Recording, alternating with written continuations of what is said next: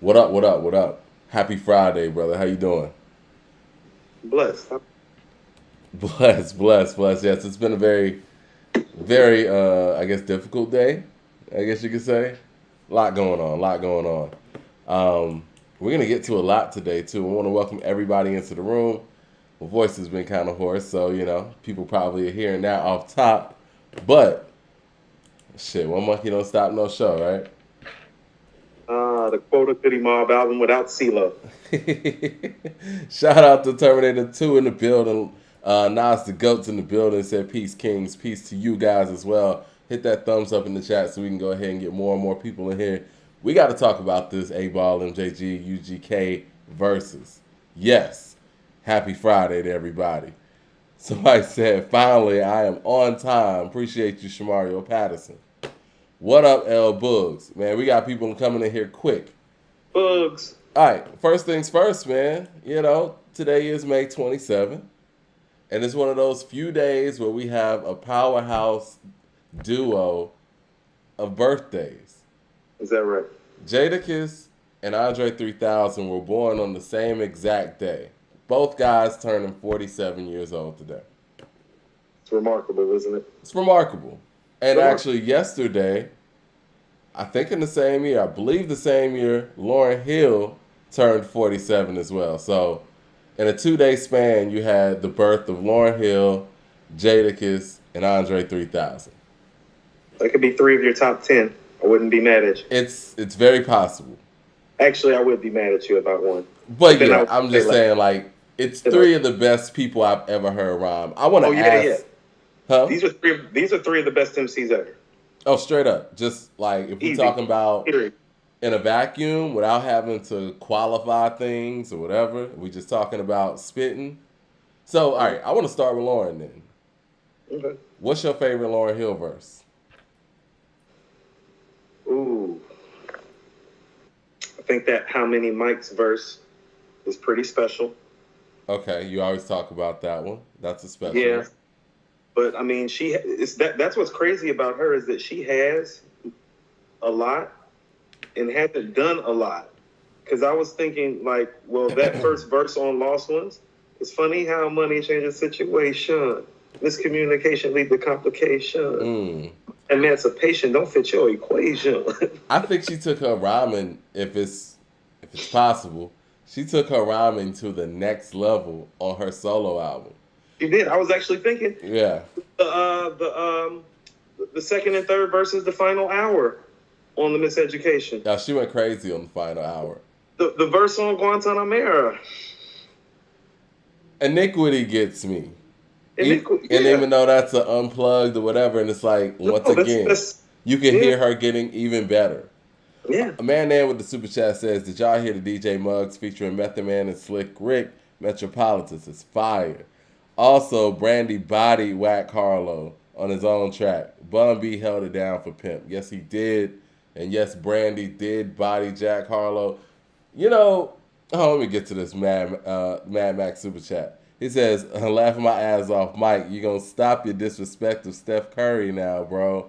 6 finals in 8 years. It is incredible. You know what? I owe everybody an apology out there. Yes. Golden State pulled it off.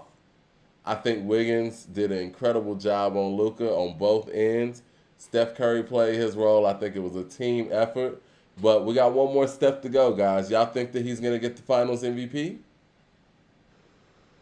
There's a couple things. So yes, there are 6 finals appearances. 0 finals MVPs.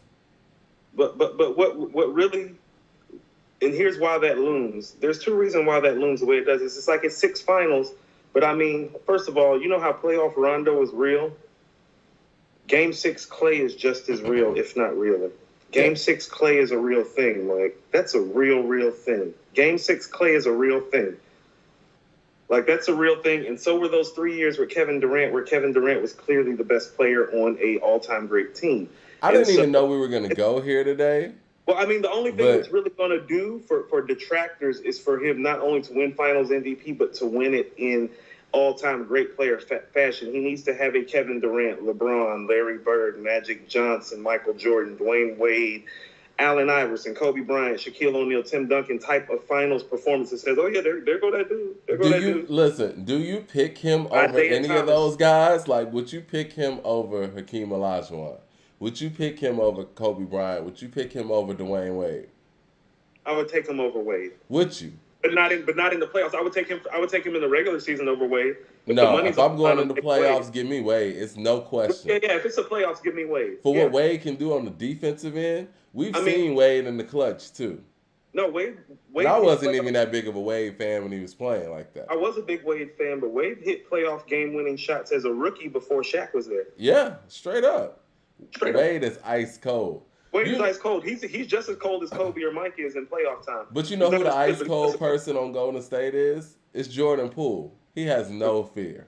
No, it's Game 6 Clay. I'm trying to tell you. Well, I mean, we talking about one game. If you need a shot in any game, they're going to Jordan Poole. You can see it. His Game 6 catalog looked like Biggie's remixes, dude. Mad Max says, no, he's not getting the Finals MVP. I got the Celtics taking it all. Steph's going to end his career as the third best point guard after Magic and Isaiah. Yes. Why do y'all disrespect John Stockton like that? I just want to know. I just want to know if, let's just say, John Stockton was a black point guard with records that will never be touched. Would we disregard him in this manner? I just want to know. Because no one's going to catch his assists or steals record. It's not going to happen. How many NBA Finals did John Stockton play in? He played in 2. He lost to Michael Jordan. Steph would have lost to those guys too. How many scoring titles does John Stockton have? Does Steph have a scoring title? Yeah, he has one. He has one? Has Steph ever led the league in assists and steals? He's been top 5 in both categories, I believe. Has he ever led the league in assists and steals? You said scoring titles, so I'm just saying. No, he hasn't. And the fact that Stockton played with the guy who was getting scoring titles on his team, and he's the point guard. I mean, we're talking about what the position entails, right? Now, if you want to talk about best players in a vacuum that played the point guard position, yeah. But if we want to talk about what the actual position entails, I'm going Stockton the Kid over Steph as a point guard. Okay, if you want to have this whole pure point guard conversation thing, okay, so people like Mark Jackson need to get elevated in the conversation if that's the case. People like Mark Jackson need to get elevated if that's the question, if that's the case. And he would still, if that's the case, you would have to put Steph behind that, and that's why it's kind of unfair when you say that, Mike, because there's the people you would have to put him behind if you're just talking like that pure point guard, like floor general. You'd have to put him behind CP3. And I only say this. You'd have to put him behind CP3, Steve Nash, Gary Payton, Jason Kidd, John Stockton. That's a lot of guys. But see, those guys are better. But cool. I know it doesn't sound right because people are Steph fans, but he's not even the point guard on his team. And Draymond is. We're not even talking about Magic or Isaiah. They're in another. I'm just saying, all the guys that you named, they were actually the point guards for their team. They didn't have a Draymond Green on the team running the point, basically. Nas the GOAT says Steph has already passed Isaiah. Stop it, please. You better stop that. This is what happens. You understand that this dude is about our height and he used to bust Magic Johnson and Larry Bird's ass? No. Mad Max says, LOL, no disrespect to John Stockton, but I got Jason Kidd over him just off of what they bring to the floor. And Steph led the league in steals, I think, twice. What years ago? All right, listen, guys. Like I said, Draymond's the actual point guard of that team, but y'all talking about having him all time on point guards. You know what I'm saying? I'm trying to see if any of them played with any other guys that were good setup guys. Nothing like that. No, nothing like when they break down the film, they show how Draymond's running the offense. Let me ask the Steph fans that. Is Draymond running the offense or not? Joe Dumars used to bring the ball up the court sometime now, Mike. How you feel about Isaiah? Joe Dumars could slide over and run the point and let Isaiah be a little two-ish if he got hot. You know what I'm saying? Yeah. They would switch off, man, because both of them kind of... They're interchangeable. Yeah, right? They were interchangeable in that way. But Draymond's the 3. Okay. Here's what I tell people that... Hold on. Who said Steph was better than Isaiah? Isaiah had a season where he averaged 1 points and 14 assists. Be quiet. he had a season like that. That actually happened one day. That happened for a whole season. Isaiah Thomas averaged 21 points and 14 assists. Be quiet. Steph will never be Dutton's. No, he'll never be even anything close to that as a point guard and a scorer at the same time. He's not better than Isaiah. Nas the GOAT says Warriors don't go to 6 finals without Steph. Yeah, and they might not go to 6 finals without Draymond either. I mean, and they might not go to 6 finals without Clay either, or KD. I mean, let's just be real. The Detroit Pistons went to 3 finals and I think 5 straight conference finals in what is arguably the strongest era of basketball ever in terms of teams and star players. And that guy was 6 feet tall, and he was more often than not the best player on the court in the toughest era, like where literally all the other top 10 players reside, in borderline top 20 players. Dr. J, Moses Malone, Larry Bird, Michael Jordan, Akeem Olajuwon, Karl Malone, Adrian Dantley. Like the list goes on and on. Like Steph ain't have no, like Steph has had to deal with Durant, who was his teammate, and LeBron. Like Isaiah dealt with some other shit. No. Let's look at that though too. When he had to deal with LeBron without KD, he was on the other side of it. And the only time that they did beat LeBron is when Kyrie and Love were down. It's just the truth. Yeah. You know, again, not making excuses, but if you want to sit there and start comparing matchups and what a person had to go against and the degree of difficulty, it ain't the same. No, it's not even the same strategy. Because again, when they lost to Cleveland, that they had up 3-1 in their 73-9 season, their answer was to go get the second best player on the planet. Yes. So who wasn't that far off? Like people have to understand at the time they went and got Durant too. Durant had become a good enough defensive player that the gap between him and LeBron was not wide anymore either. Like there were times it was wide because of the defensive player LeBron was. When they went and got him, like LeBron or Durant at that time, it's like, you know what I mean? So yeah. Somebody said, let's try again. Steph has 2 MVPs and 3 chips. He has surpassed Isaiah. Okay, guys, he has a great team. He's had some great regular seasons. He has 0 finals MVPs. Nobody has really been able to explain to me how he's been in this many finals and has 0 finals MVPs. Can somebody explain that to me? Do y'all understand when Michael Jordan went to 6 finals, he had 6 finals MVPs? When Shaq went to his finals with the Lakers, he had 3. And then when he went over to Miami and Wade was the man, Wade got that finals MVP. When the Lakers won 2 more, Kobe got those finals MVPs. Why Steph got 0? I just want to know. You know why? I can answer that question. Okay, go ahead. He's not the same guy in the finals and in the playoffs as he is in the regular season. But what I'm trying to say is he's not Isaiah in the regular season either. That's why I'm bringing up the whole 21 points and 14 assists a game, like point guard play type of season. Isaiah was playing on one leg too. Mad Max says Isaiah got the most valuable rings ever. Steph's not better than him. Yes. Those two rings are like 5 or 6 rings to me, damn near. Like, yeah, for real.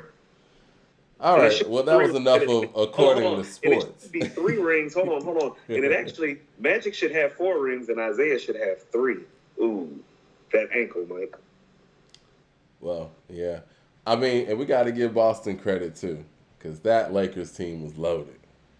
Boston team was loaded too. Yeah, the Boston team had 6 Hall of Famers on it, so. They didn't have Kareem. Isaiah beat them too. Isaiah was beating teams that had 5 and 6 Hall of Famers on them. Then Steph ever did that. Steph had trouble beating LeBron. If Westbrook knew how to play point guard, he wouldn't have even been playing LeBron in that first finals anyway. Well, that's enough of according to sports. But yeah, your favorite Lauryn Hill verse? I think you know what, it's that first verse on Lost Ones, because, you know, it's like, it was one of those, it's like, oh, so everything that we're thinking is going on is like going on. It was her coming out and confirming it. And it's the way that she framed it. It's the best subtle diss record ever. It's a diss record. She set it off too. Yeah. And it's how the album starts. It's like, almost like, let me go ahead and put him back in his place and get this album started. It's a banger too. Ray Realms with the super chat says Steph is one of the greatest point guards ever, but those 2 Kevin Durant titles have asterisks on them. They do. And I'm going to be honest with you, man. I didn't even watch the NBA finals and playoffs in those years when KD was over there. It was no point. I get it. Why would you do that? It was no point.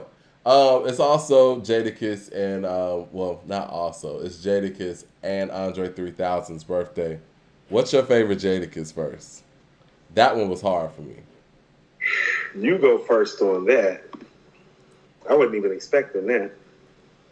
Would it be easier to say what's our favorite Jadakiss song? I want to know for the people in the chat. We got like 120 something people in here. What's your favorite Jadakiss verse? Bob T with the super chat says, without Steph in 15, they get swept by the 15 Cavs.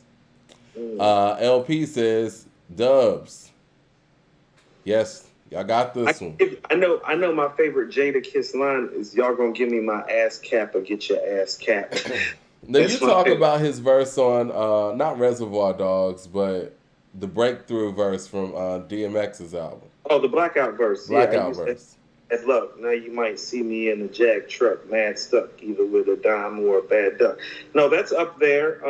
He's one of those guys where it's like, I try to remember the verses that they were like breakthrough for me. You know what I'm saying? Like when I first realized, like, yo, this nigga's nice. Yeah. And I think Money, Cash, not Money, Cash, Hoes, I'm tripping. Money, Power, Respect. Even though that was X's breakthrough verse too. I remember hearing verse low key. Yeah, and I remember hearing Jada's verse. I'm like, this dude is going. Yeah, I sneeze on tracks and bless you. I'm special. If you like working out, then I'm gonna stretch you. Hustling is dead, but we still break bread, something like that. Yeah, it's like turn spots in the bakeries to get back bread. Y'all said my money's dead, but it's in the Fed. Because when the feds come, the dogs can't get a cent. My story is self-explanatory. Then I'm the hottest thing in the streets, and y'all ain't got nothing for me. Right. He's got a lot of stuff. Song-wise, I'm still gonna go with "We Gonna Make It." "We Gonna Make It's" a classic. That's the best song, and that's where the epic like Styles and Kiss back and forth like that. The origins of that is right there too. You know what I'm saying? They're back and forth. Yeah, their back and forth is epic. Mr. Pragmatic with the super chat, appreciate the love. He said, if Steph wins it all, whose spot does he take on the all-time top 10 players? He's not on the all-time top 10 players if he wins, necessarily. Hypothetically, if he did, can you name your top 10 again? I know we did it in a previous episode. Michael Jordan. Okay. Magic Johnson. Okay. LeBron James. Bill Russell. Tim Duncan. Shaquille O'Neal. Kobe Bryant. Larry Bird. Where are we at? We're at 8. I feel like I'm missing somebody.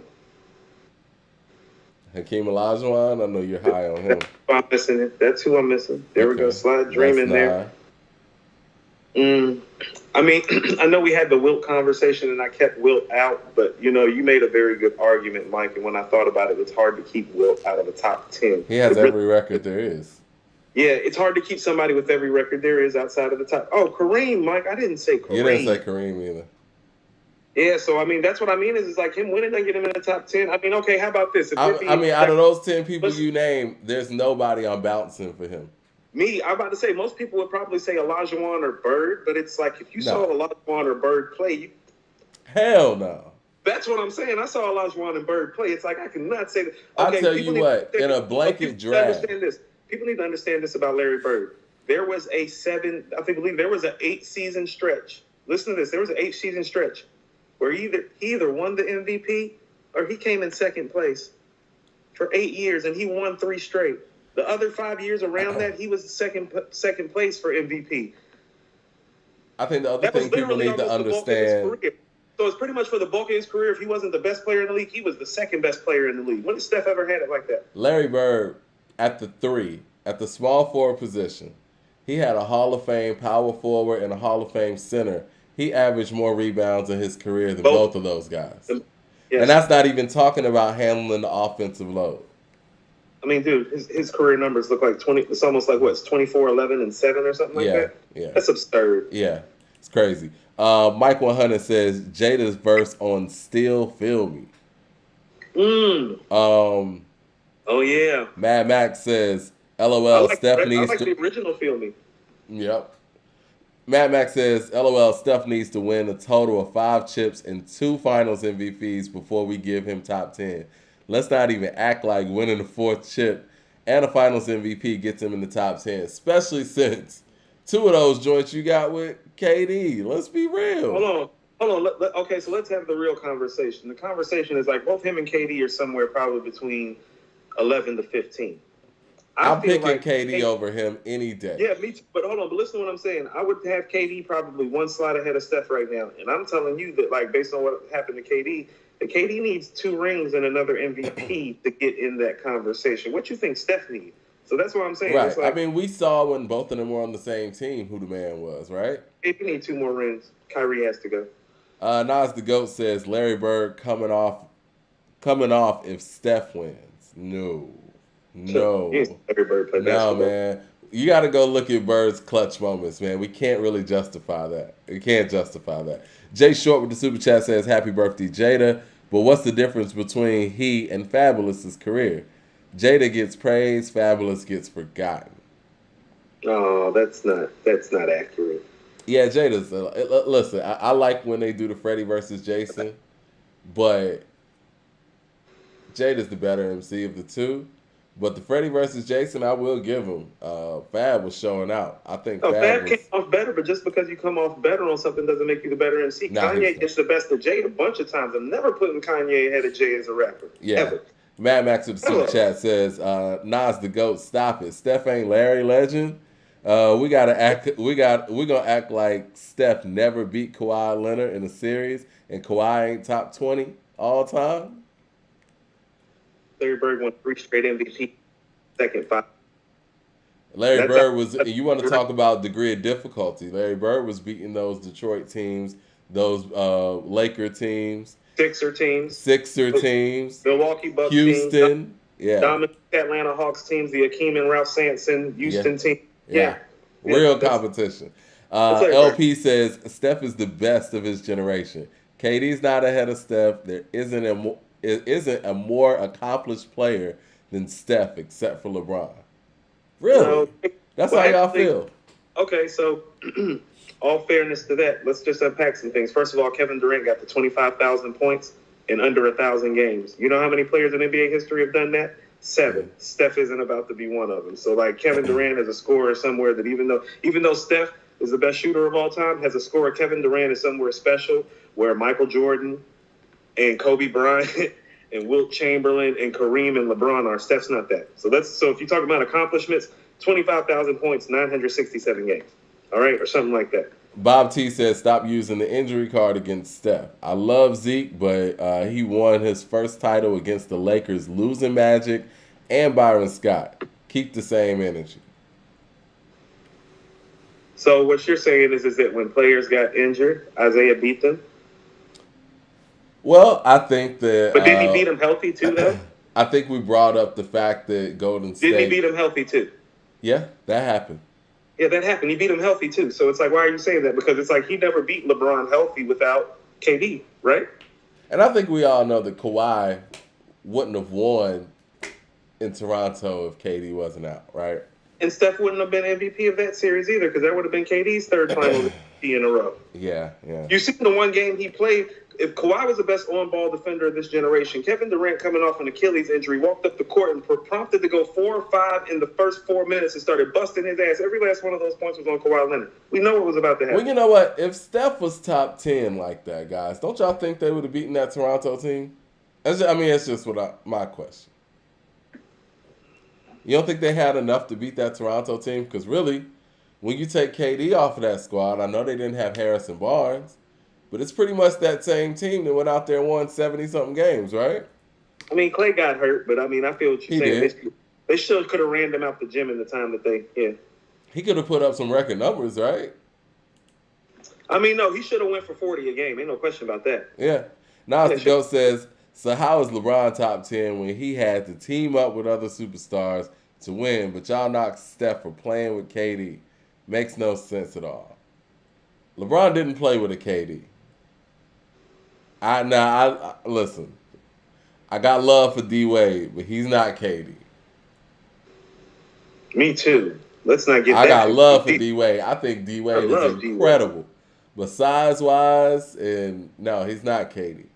No, he's not. And not to mention, let's take this back. Because when LeBron teamed up with Wade and Bosh, yeah, he teamed up with his draft class, right?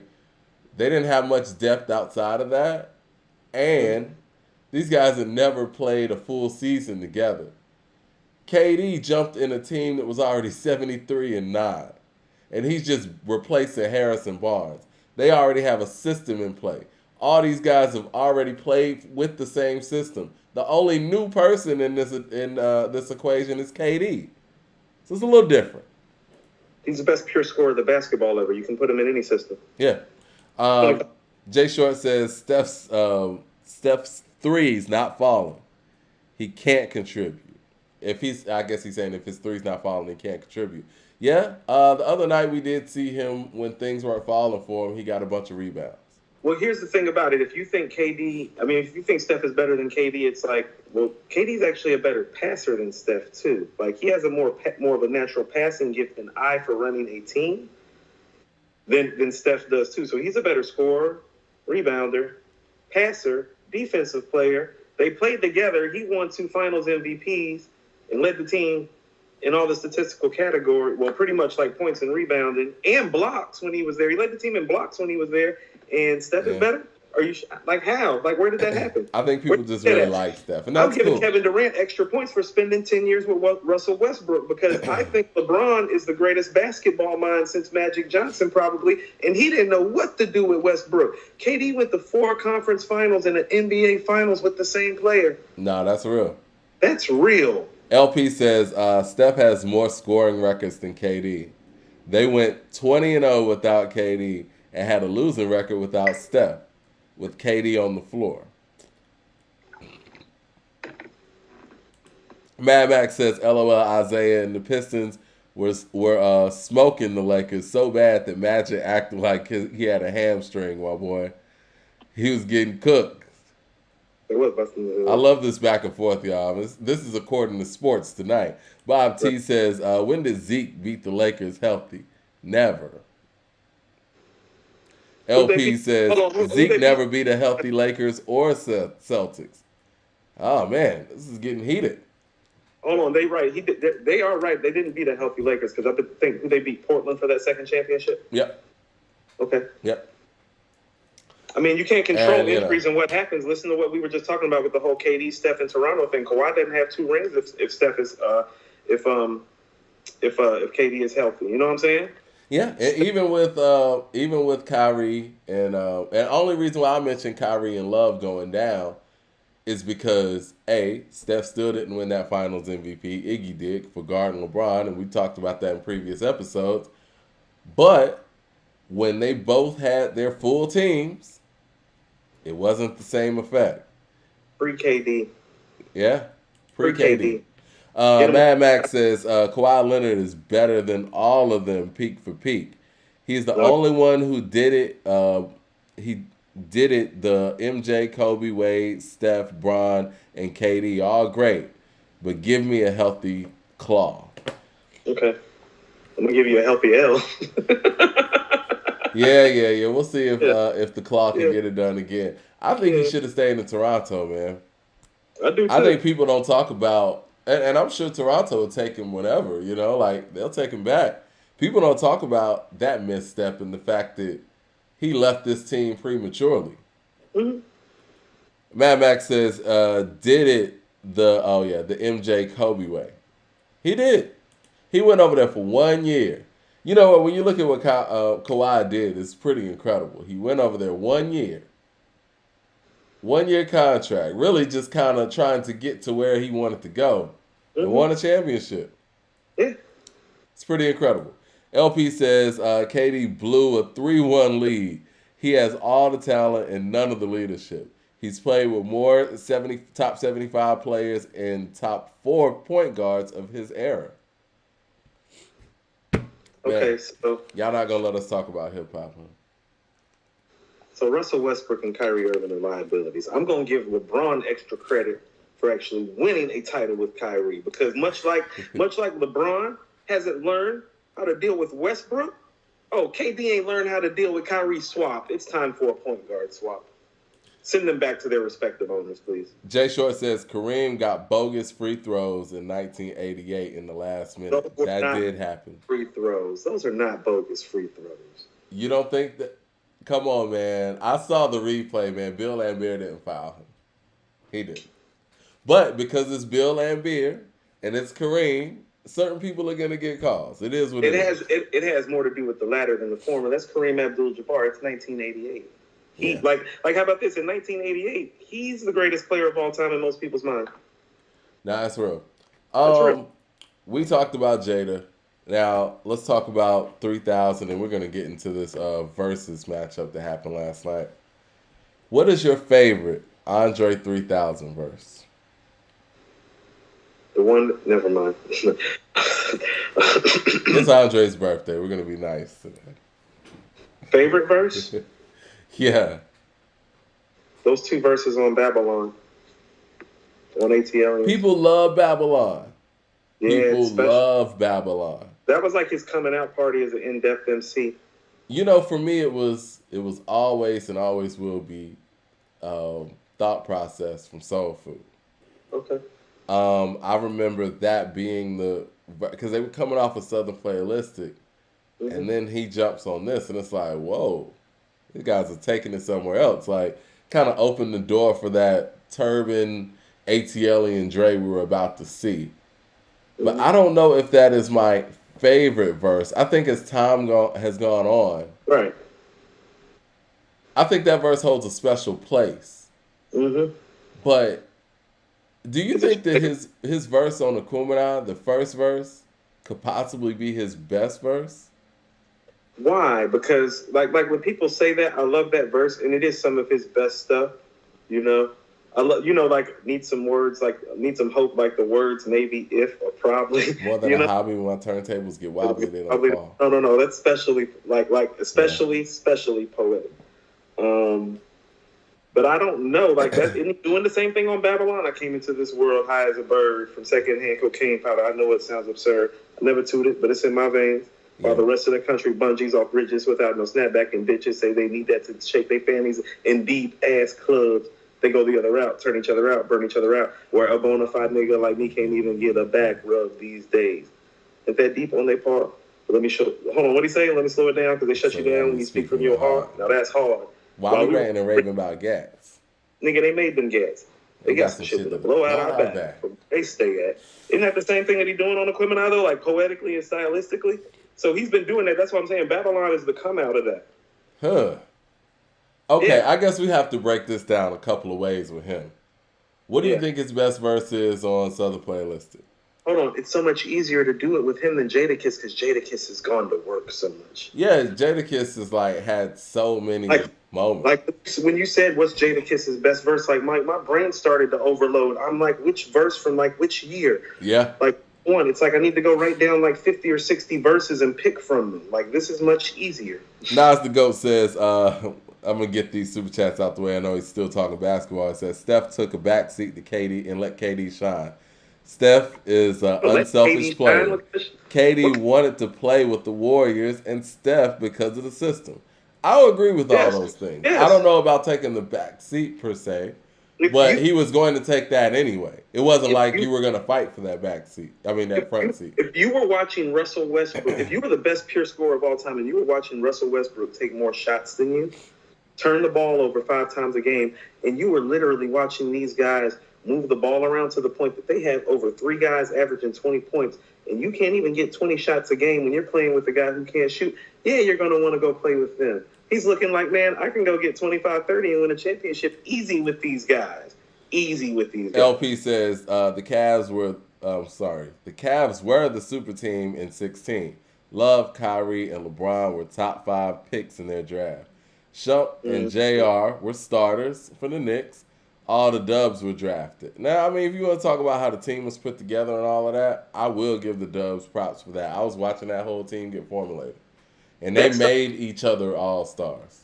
No, the way that those players' careers are all unfolding separate of LeBron, that's looking more like peak LeBron than a great team to me, though. That's what I'm saying. It's like I'm giving him more credit for what he was able to do with Kyrie than I have before. Just like I'm giving KD more credit for putting up with Westbrook and making all those conference finals in that one NBA Finals that he did lose to LeBron James. You got to remember, Kevin Durant was 23, just like LeBron was 23 when he lost his first final. Mr. Buck says Jada smokes Andre 3000. What do you think about that comment? And people I think if Andre had a catalog that we could actually rate in relationship to Jadakiss, Andre would possibly be slightly ahead because of his versatility. But overall, I would have to give Jadakiss the nod too. But that's also because we have so much to go to, and we know him. Like we know, how about this? We know he can be great in a group. We know he can be great as a guest artist. We know he can be great solo. We know he can be great just doing a back and forth within his own group. We know that he can be great at all things. Do we know that Andre is great outside of these four Outkast albums where they are rapping together, and which is really like 2.5 to 3 when you go back and start looking at it, and some guest appearances. That's not fair to Jada. No, that's why we keep talking about the whole work thing. What's Andre's best verse on Southern Playlistic? I think his best verse or my favorite verse. The best verse is probably that verse on Claiming Truth. Okay. Yeah, we are going to talk about this verses right after we talk this Andre stuff real quick because it ties in. You know what I'm saying? Yeah, verse. Probably. Don't you think his verse on Claiming Truth is like his best actual like bar verse on there? I think so. Yeah, because they really are bar heavy on there. And either that or Hootie Hoo. But that's more style. Yeah, that's the stylistic side of him. But I was about to say, my favorite verses are his verses on Ain't No Thing. Yeah. Yeah, 3, 5, 7 to your forehead. There'll be more dead because I'm a pro. Kid, well, Lord forgive me. I got to keep my Millie right beneath me. So you're going to say for ATLians, you're going Babylon. Yeah, Babylon. I'm going Elevators, but I'm with you. Elevators and Over the Woods, right at like those. Like I those forgot about three Over the records Woods right there, that's actually my favorite run of theirs. If I go to any of their albums, my favorite 3-song run of theirs is right there: Elevators, Over the Woods, and Babylon. Yeah, because that not Elevators, but Over the Woods, where he's like, dang, power. Record companies be like, how does the verse start? Everybody want to get signed. I'm here to tell you, record companies act like pimps.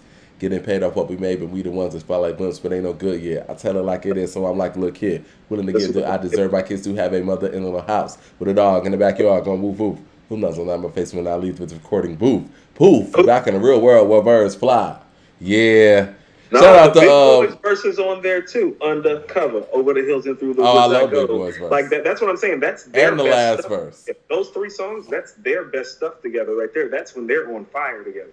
007. Yo, I've been looking for 007's information, man. Please email us at info@accordingtohiphop.com. We want to holler at you real quick. We want to break bread with you about something. Yeah. 007 says Jada's verse on Reservoir Dogs, Blackout, Made You Look remix, Banned from TV, 24 Hours to Live, Last Day. It goes on and on. So much you can get confused. Yeah. So, on Reservoir Dogs, I think Styles has the better verse. I'm with him on Blackout. On 24 Hours to Live, I think he's somewhere in the middle on that song. He's just Kiss at that point to people. People are really starting to like hear and know who he is. The Made You Look remix verse is special. Why put you in a verse when I could put you in a coroner van? I think that's where the whole top 5 Dead or Alive came from, too. Yeah. Jay Short, excuse me. Jay Short says Black Ice. Great verse. Black Ice is one of my favorites, too. All right, so Aquemini, what do you think is his best verse? Aquemini? Okay. Yeah, I'm trying to think. Like, that... I love Y'all Scared, and I love Art Storytelling, too. No, you want to know what? I love his verse on Chunky Fire, actually. I do, too. I also love Return of the Gangster. Yeah. This is my story. This is my song. And to these Rudy Poos, don't try this at home. It's just a poem until you learn right from wrong. Know when to bless the situation, when to grab the chrome. Turn this back. Oh, another stormy night in Atlanta, Georgia. Overcast, but on behalf of Outkast, I chord you. Lee invites you to an emotion-filled theater. Bring your umbrella, cause young fella, it gets no weird. We reign. Rain. Indubitably. Sunshine. Who says indubitably in a rhyme? All right, Stankonia. It's that Bombs Over Baghdad verse, isn't it? I think it might be Bombs Over Bad Day. I hate to be the person to pick the single, but no, he's on fire. it's either yeah. Special It's guy. either that or, like I said, I love the Humble Mumble verse too. I like the Too Democratic Republic. Fuck it, we chicken nugget. We dip in your sauce like mop and bucket. Blue collar scholar, right? That's the one. Yeah. Yeah, no, that's pretty special. Okay, so when he's rapping on there, which is Bombs Over Baghdad, Humble Mumble, and Questions, oh, he's special. Those are the three best verses, aren't they? I think so. I like him on Red Velvet, but yeah, they don't compare to like those verses. I don't like him on Red Velvet at all. That's crazy. You don't like Red Velvet. I don't like Red Velvet. That's crazy. No, people love gangster shit too. Oh yeah, gangster shit. Gangsta shit's the shit. I like Big Boy's verse better on Gangsta Shit. I do too. Now that I agree with you on. OUTKASTONPGOODIE. So fresh, so clean, backwards. Stank gonna get done. Yo, Big, kill that he shit. Smashed that. He smashed that. Your that girl gonna give you grief at home.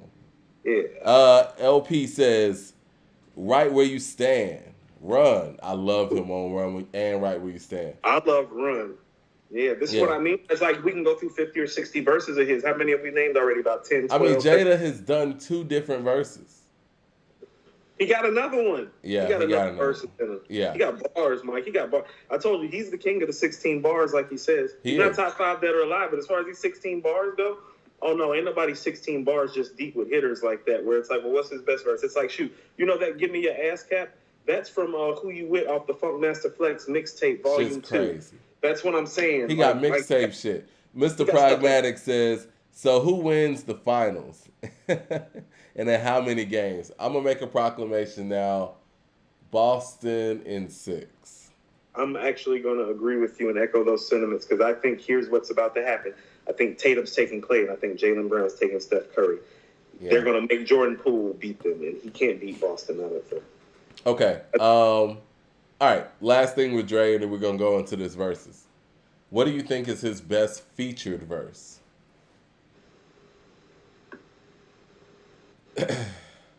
Okay, I mean, truthfully, we're talking best feature verse. It's the conversation of Thought Process on Soul Food or Black Ice on Still Standing, actually. Really? Yeah, that's the conversation. Like, people talk about all this other work that he's done. No. Those 2 verses, those are still, yeah.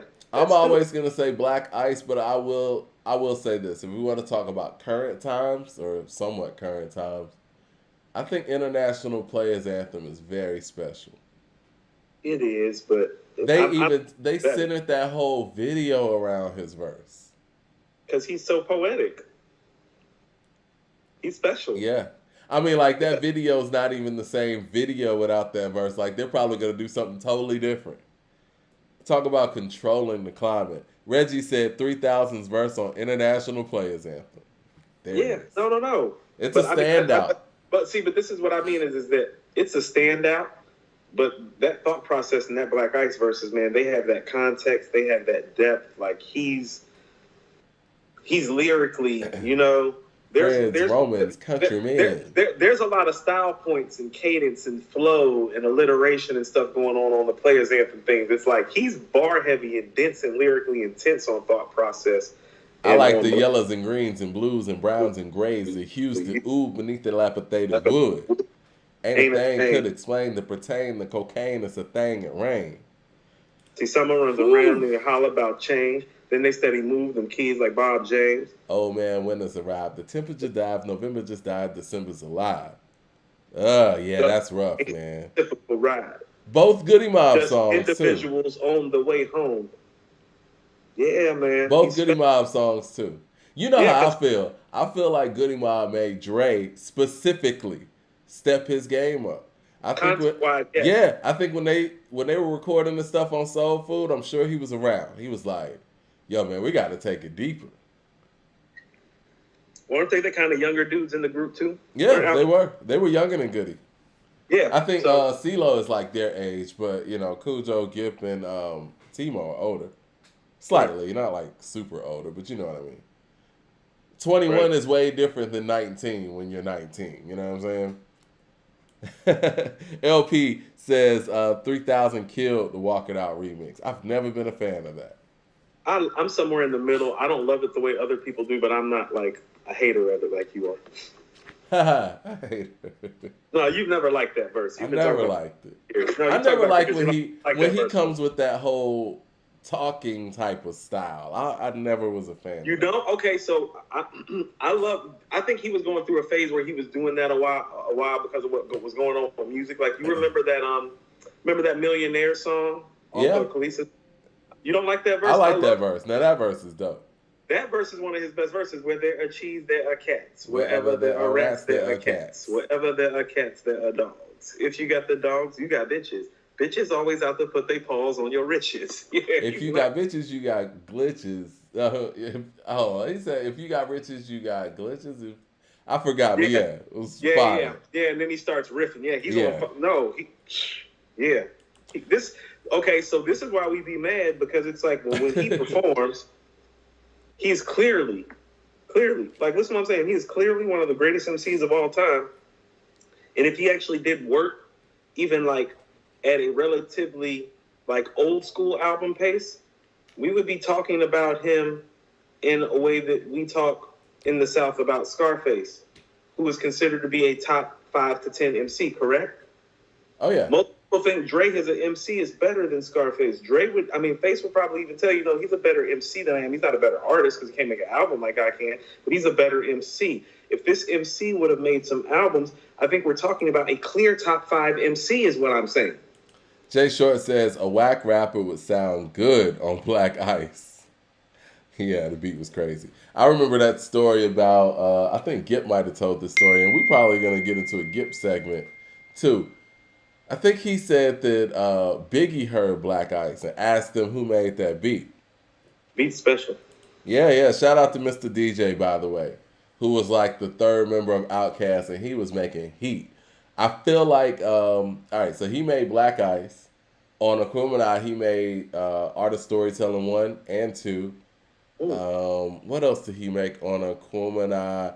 He's part of Earth Tone 3 production. So Earth Tone 3 was supposed to be like the new version of Organized Noise, which is, Rico, Sleepy, and Ray.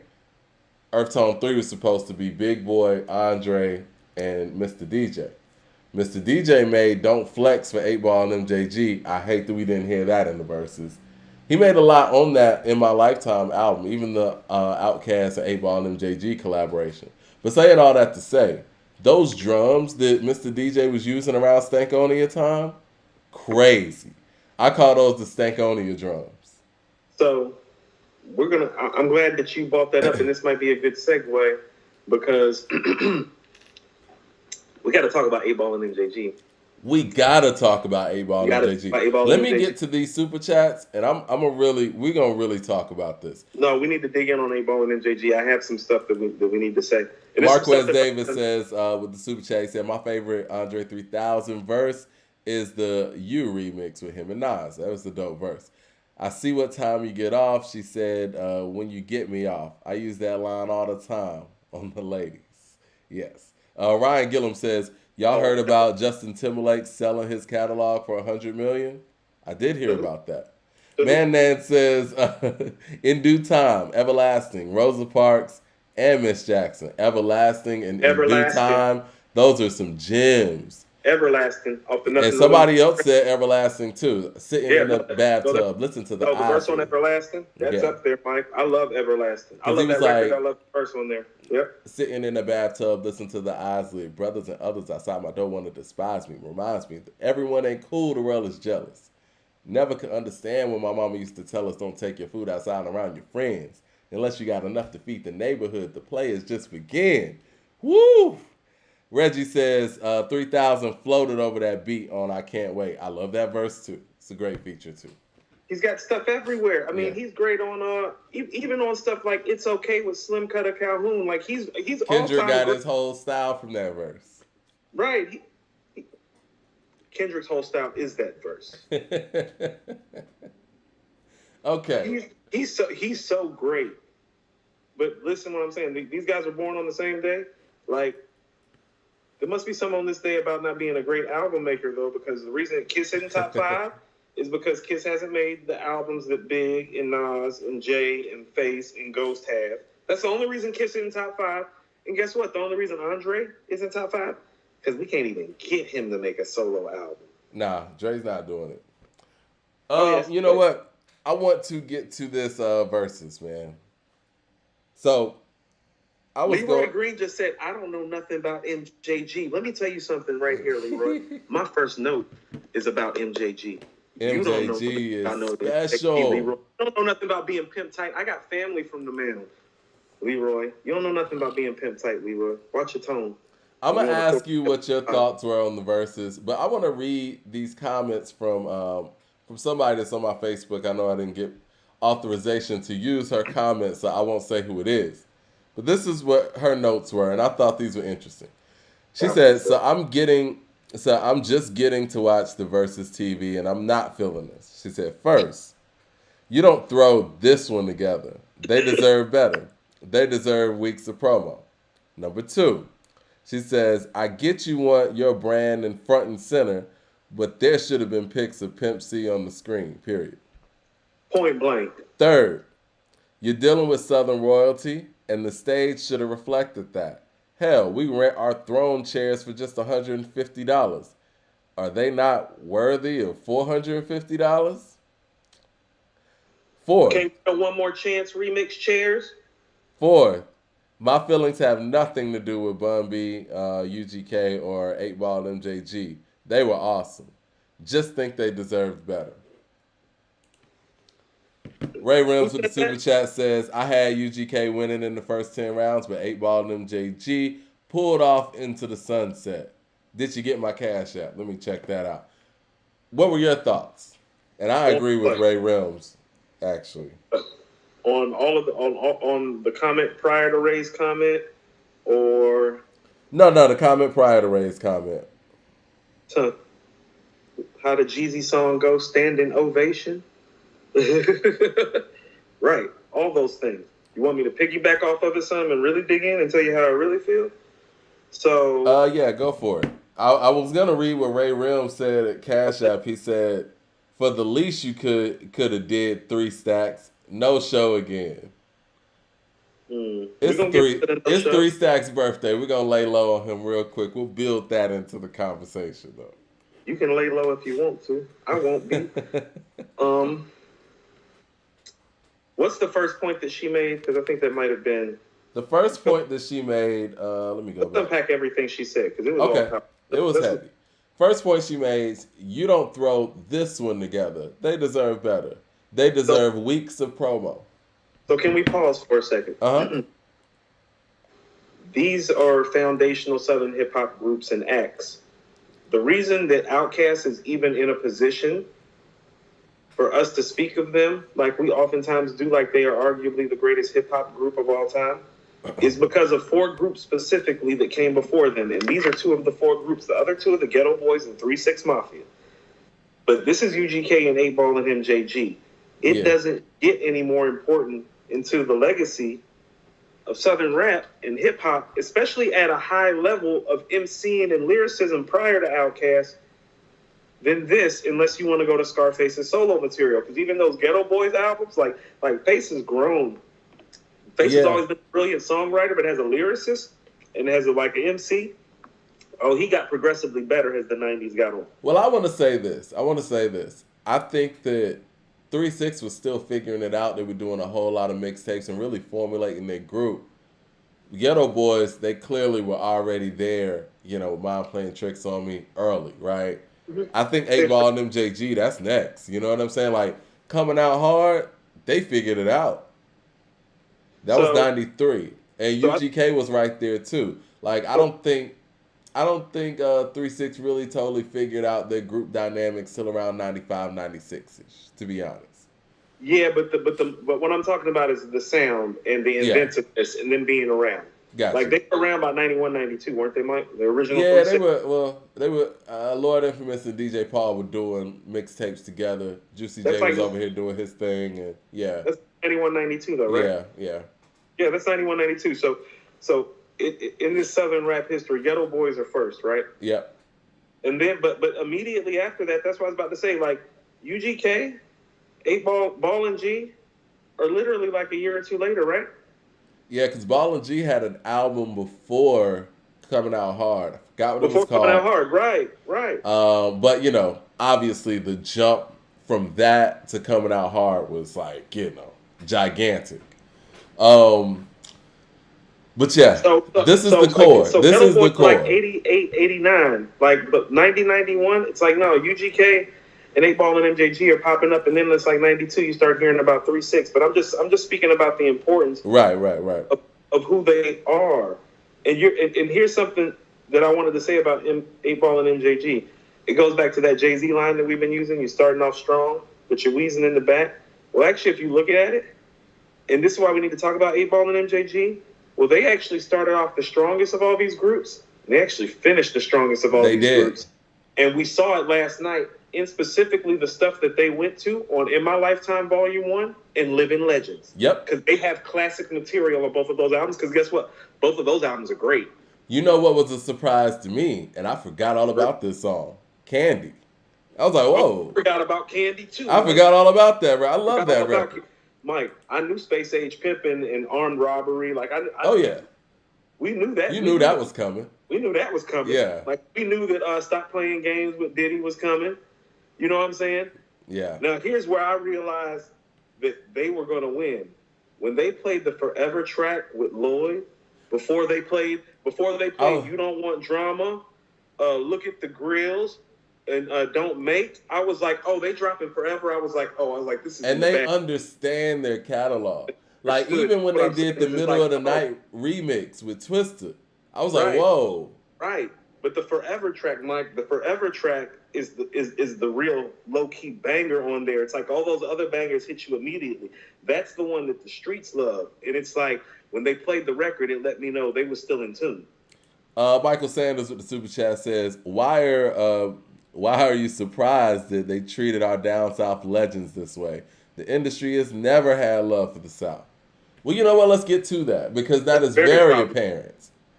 You know, it's interesting that Verzuz caught all of this heat for treating Onyx and Cypress Hill this way, just a week ago. Uh-huh. And their response to this was to throw together an 8Ball and MJG Verzuz that these guys have been asking them to do for whatever reason. I don't want to get on that tangent. For 2 years. Can I say something respectfully? Go ahead. Cypress Hill is a West Coast act. Yeah. And Onyx has the East Coast act.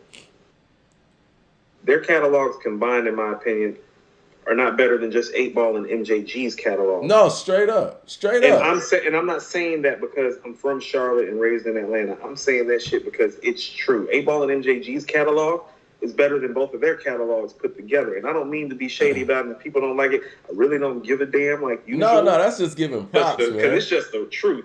These dudes got... Man, listen, what they did, and I don't want to jump out the window or whatever, but I think that they have a catalog that could rival like a Mobb Deep or something in a Verzuz type of matchup played right. Mike, and they're treating them like they're not. You know what I mean? Like, that shit's not cool. Mike, I have my top 2 comments on my notes because I told you I didn't have time to take notes today because of the day that I had. So literally, we were starting the show. The notes that were in my head, I started writing down. My first 2 thoughts that spilled out, something about MJG we about to talk about in a minute. Yeah. 8Ball MJG's catalog, right below 8Ball and MJG's catalog, Mike, I have Outkast and Mobb Deep below it because we about to have a conversation. I mean, yeah, it's crazy. I mean, the way that they were able to change over time, like you said, they started off strong. And even in the middle section, this stuff aged very well. Yeah, hold on. The middle section is the Lost tape and the Space Age Pimpin' on top of In My Lifetime Volume 1. So that's the middle road stuff. And even when they play like Tila Show Enough, I'm like, man, they didn't even have to go there. They got bangers, man. They got stuff for days. And it's crazy. I want to say this, and I'm going to get to the lineup or whatever. I was more of a UGK fan growing up. Between the two groups. Now, granted, I was one of those few people that was like, yo, man, MJG is super nice. Like, I always thought MJG was the best rapper of them two. Now, I get it. 8Ball got the style, got the flow, and I love 8Ball because Mr. Biggs was crazy, and I was glad when they dropped that, too. But I always kind of gravitated to MJG for whatever reason. And I'm going to say this. I'm going to be real. Out of the four, if you put all those groups together, I think MJG is probably my favorite MC of the four. I don't know if he has a better verse than Bun B's Murder verse, but collectively, out of the four, MJG is my favorite. Right? And I think MJG might be. I know I've said CL Smooth before on this show. I think MJG might be the most underrated rapper in hip-hop. He's top 3. You're stealing some of my thunder, Mike, but let's get to these super chats, and then I'm going to get to my first. All right. A-Train with the super chat. He says, it was a good versus, but 8Ball and MJG held back a lot. That's crazy to say. Jay Short says, stop blaming the industry who delivered the verses to the Who delivered the verses to the industry? Timbaland and Swiss. We need to hold collaborations just as accountable. Collaboratives just as accountable. Okay. One buddy says, you can't blame the industry for what 8Ball and MJG and Bun B negotiated. Also, that Atlanta crowd was horrible and had no respect for the legends. You know what? That's a fair point. They should have said, you know what? We're not going to do this under short notice like this, and we're not going to do this in Atlanta if they didn't want to, right? And so if it turned out that way because of the short turnaround and the fact that it wasn't in any of the cities that they represent, I guess you could blame the actual acts for that. That's fair. That's a fair point. But they shouldn't have to do all that is what we're saying. Because if this is, quote unquote, the culture and this is hip-hop culture, you wouldn't have presented this to Run DMC like that. You wouldn't have presented this to, you know what I'm saying? Because let's just keep it all the way a buck, man. They wouldn't have done this to Tribe and De La. They wouldn't have not done, this is our Tribe and our De La. They didn't do this to Ja Rule and Fat Joe. Nobody asked for a Ja Rule and Fat Joe versus, and I say that respectfully. They gave them the Brooklyn Nets arena, man. Yeah, they gave them the Barclays Center. Big stage. Big stage. Fun. Big stage with big fun. Come on, man. A-Train with the super chat says, MJG friend to foe verse. Reggie says, they treat these legends like a charity case. They did. It's not a good look. And, you know, it's unfortunate because they went out there and played. They showed through the music that they belong in these legendary conversations. But the arena didn't show that. That's why we're about to have this Outkast and Mobb Deep catalog conversation relationship to 8Ball and MJG later on. But let's unpack the MJG comment that you made, and then let's get to the Atlanta crowd and kind of the locale for all of this, and then we can kind of go from there. Is that cool? Okay, yeah, cool. Go ahead. When I listened to this verses and I heard these records all over again, and I heard them collectively from beginning to end, and I don't say this too often on this show because, quite frankly, I think too much of myself. I have underrated MJG, and I owe MJG an apology. This nigga's nice, man. This nigga right here. And he sounds great right now. This nigga right here, Mike, is nice on the mic. Here was my thought. Not even him being underrated as an MC. You want to know what the most underrated part of his game is? His voice is great, Mike. And we don't talk about his flow is great. His voice. No, we're going to get to the flow in a second. I got a lot of mental notes up here. I want to get to the voice first. Because here's the thing about it. In hip-hop, isn't it important when somebody comes on the mic that you know who they are and how they're bringing it and what they're bringing to you and how authentic it sounds? Doesn't he do that as well as any Southern artist? Don't you know who MJG is immediately when he jumps on the track? He's a great storyteller too. Isn't it original? Yeah. Isn't it a great voice? We haven't talked about him. He has one of rap's greatest voices because we don't talk about Southern rap artists having great rap voices enough. But he's got a great rap voice. Yeah. Got one of the greatest voices in rap history. And I heard it the other night because at his age, him going back to his 1990 stuff all the way up to their most recent stuff, man, he was killing shit. He sounded the exact same. That shit's impressive. Pimp tight.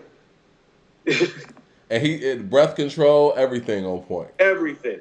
So delivery, Mike. Everybody says 8Ball has the flow. I can't necessarily say that or agree with that. I've always felt like that too because when I hear MJG rhyme, I hear like Gangsta Boo's flow, Player Fly's flow. Yeah. Like everybody from Memphis flow kind of derives from this guy. Yeah. This, Mike, that was my next mental note. This is the Memphis sound. MJG flow. And one guy. Hold on, his flow, his delivery, his cadence, his rhetoric. That is Memphis. Yeah. Hold on, Leroy. When you're from the Mound, they do it like this. You don't know nothing about that, Leroy. You don't got people from there. Anyway. LP says with the super chat, he says, Ball got an underrated double album. Triple album, guys. Lost, yeah. DeCarlo says, man, they don't respect the South at all. That looked like they were at a bar in Atlanta. It was so dry. They act like they didn't want to be there. Right, like they just crammed a random crowd of extras or something together. I saw Mickey Fax posted that he was there. Like, I might reach out and just see what the crowd was like, or how they put it together. But, I mean, even we're in Atlanta, we didn't know, like, how they were putting this together. They didn't make a big deal about it. They rushed everything and put it all together to the point where, like they said, it looked like these guys were performing at a bar, man. They deserve more than that. Straight up. Okay. So what if I told you so let's go back to these core, like, 4 groups before Outkast. Because I always look at hip-hop. Outkast is the turning point in Southern hip-hop because Southern Playalistic went platinum.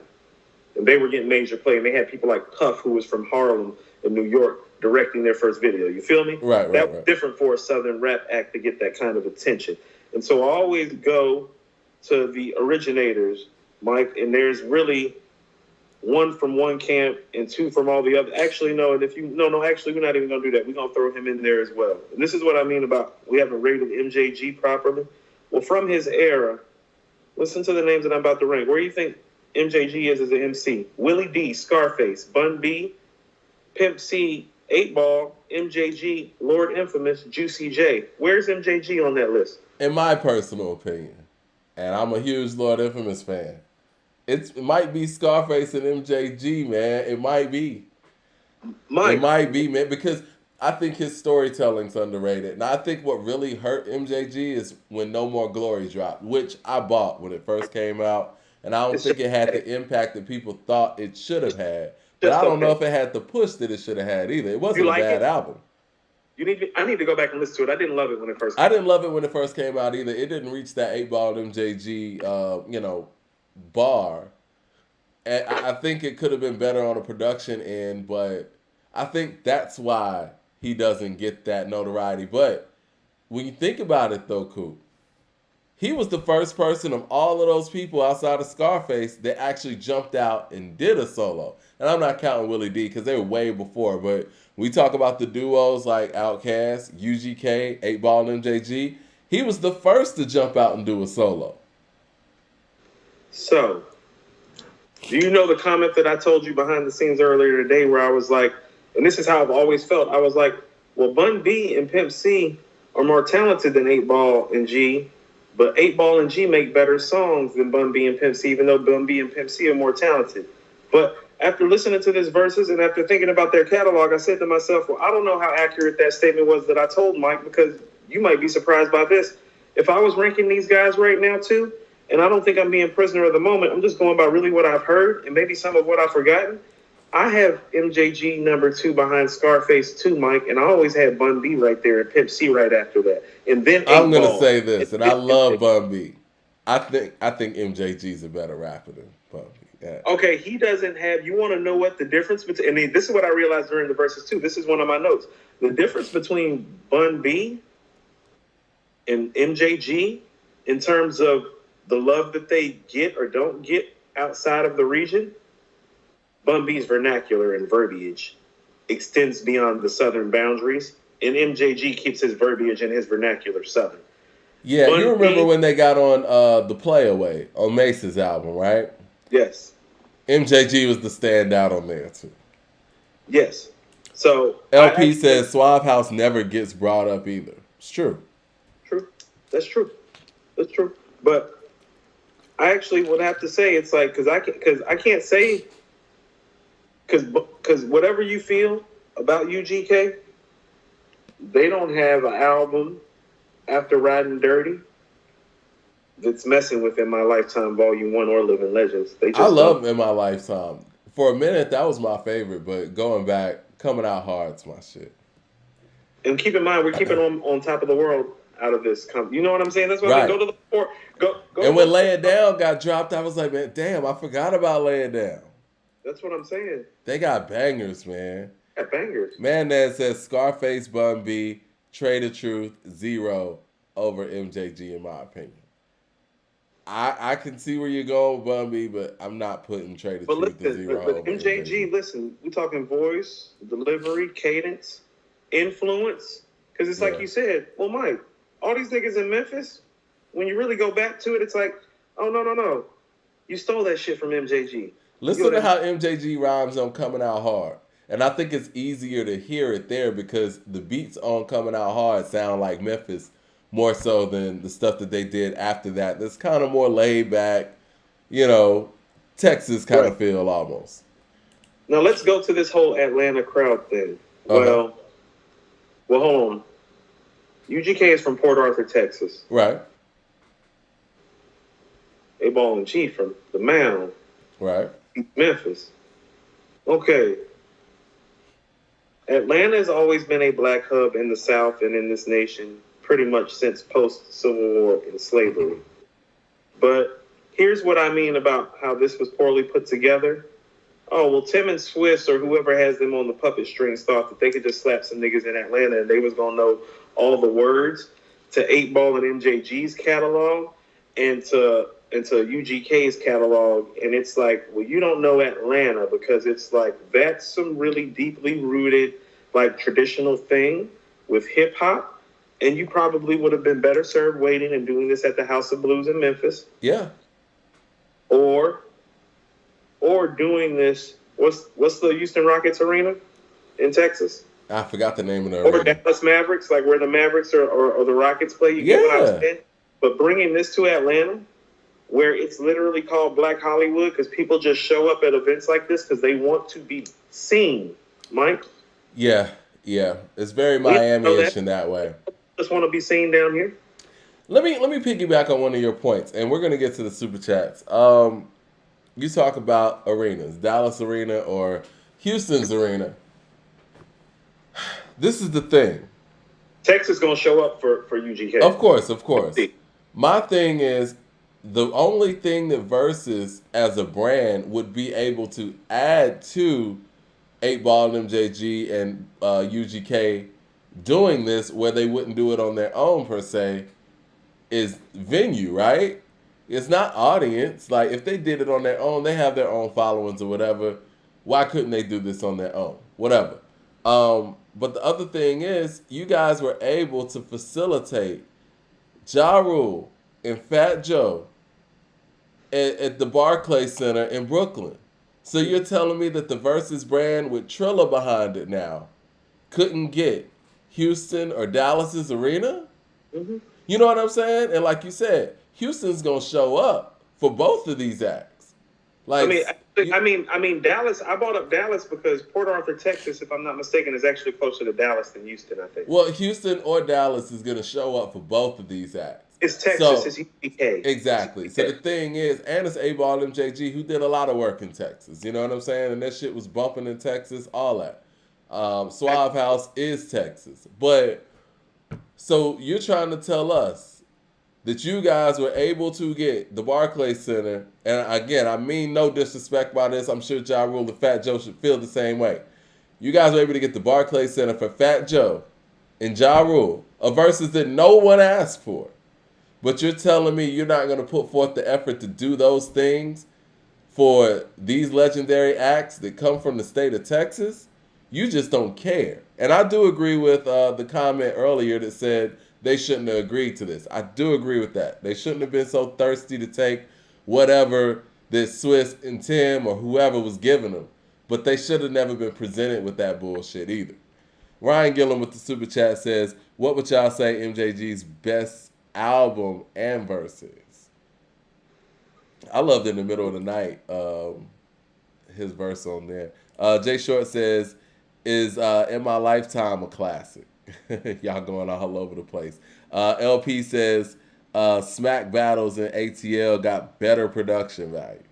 He's right, because I actually got a homie that's like involved in some of that, and they do an excellent job. Okay, so Kind of piggyback on some of the things that I said. I know you had some other points too.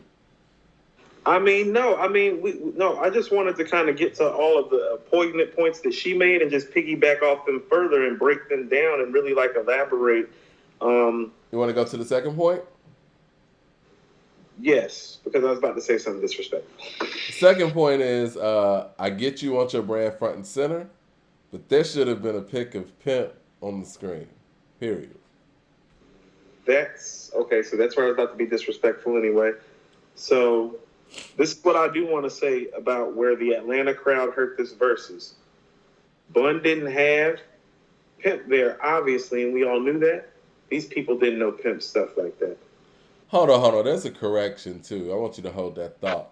They're saying that KRS and Big Daddy Kane were at Barclays Center. And Fat Joe and Ja Rule were at the Garden. Even worse. That is worse. That's not better. Even worse. Y'all gave Fat Joe and Ja Rule the Garden? No one asked for that Verzuz. And again, I say that respectfully. Can I ask you something? People been asking for this Verzuz since we've been on lockdown. Where in Atlanta was this held at, Mike? I don't even know. Okay.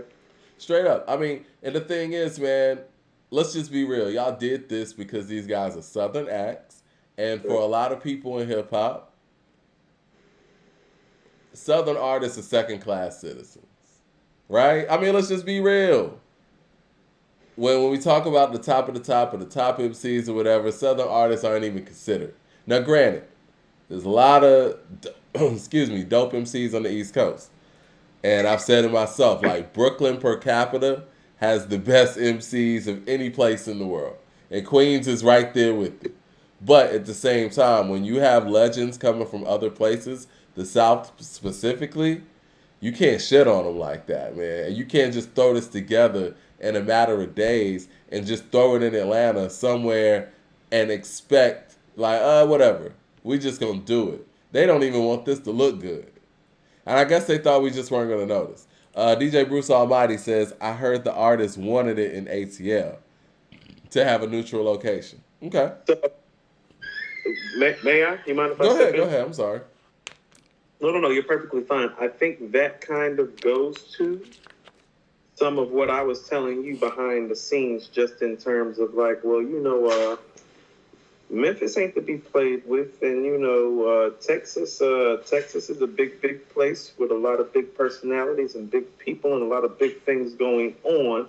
That's why I was saying Atlanta has always been a hub for events and moments like this, because truthfully, if they wanted to localize this more for either one of the acts, there needed to be more time and effort put into it about that, because I just felt like they deserved more overall. They did. 113 Moody Noel says it was right across the street from Phillips Arena. At like a bar or something? Where are you talking, the Tabernacle? I don't know. It doesn't look like the Tabernacle. That's what I'm saying. That's the Tabernacle. Yeah, it didn't look like the Tabernacle. Where exactly was it? Do you know exactly where it was at? No, tell me, because I used to work down on them corners. I know Marietta Street and Ivan Allen and all them backwards and forwards. Reggie said Bun B versus was at. It said it was at the complex. At the complex. Okay. Boo. Yeah. I mean, listen, I don't think having it in Atlanta was that bad of an idea if you want to go ahead and promote it and put it out right and make sure you got the right fans in place. Because with it being so last minute and with it being so dead and the reaction from the crowd, it almost felt like they had extras in there. But you're right, Atlanta is very Hollywood in that way. Yeah, it's Black Hollywood. We call it Black Hollywood for a reason down here. Yeah, people went out to be seen and not to enjoy. People went out to be seen. People want to put on the outfit that they just, it's Atlanta. Credit card millionaires, Black Hollywood. So what do you think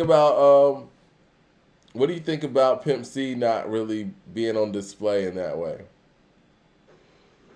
In all honesty, I didn't notice it as much until she really highlighted it.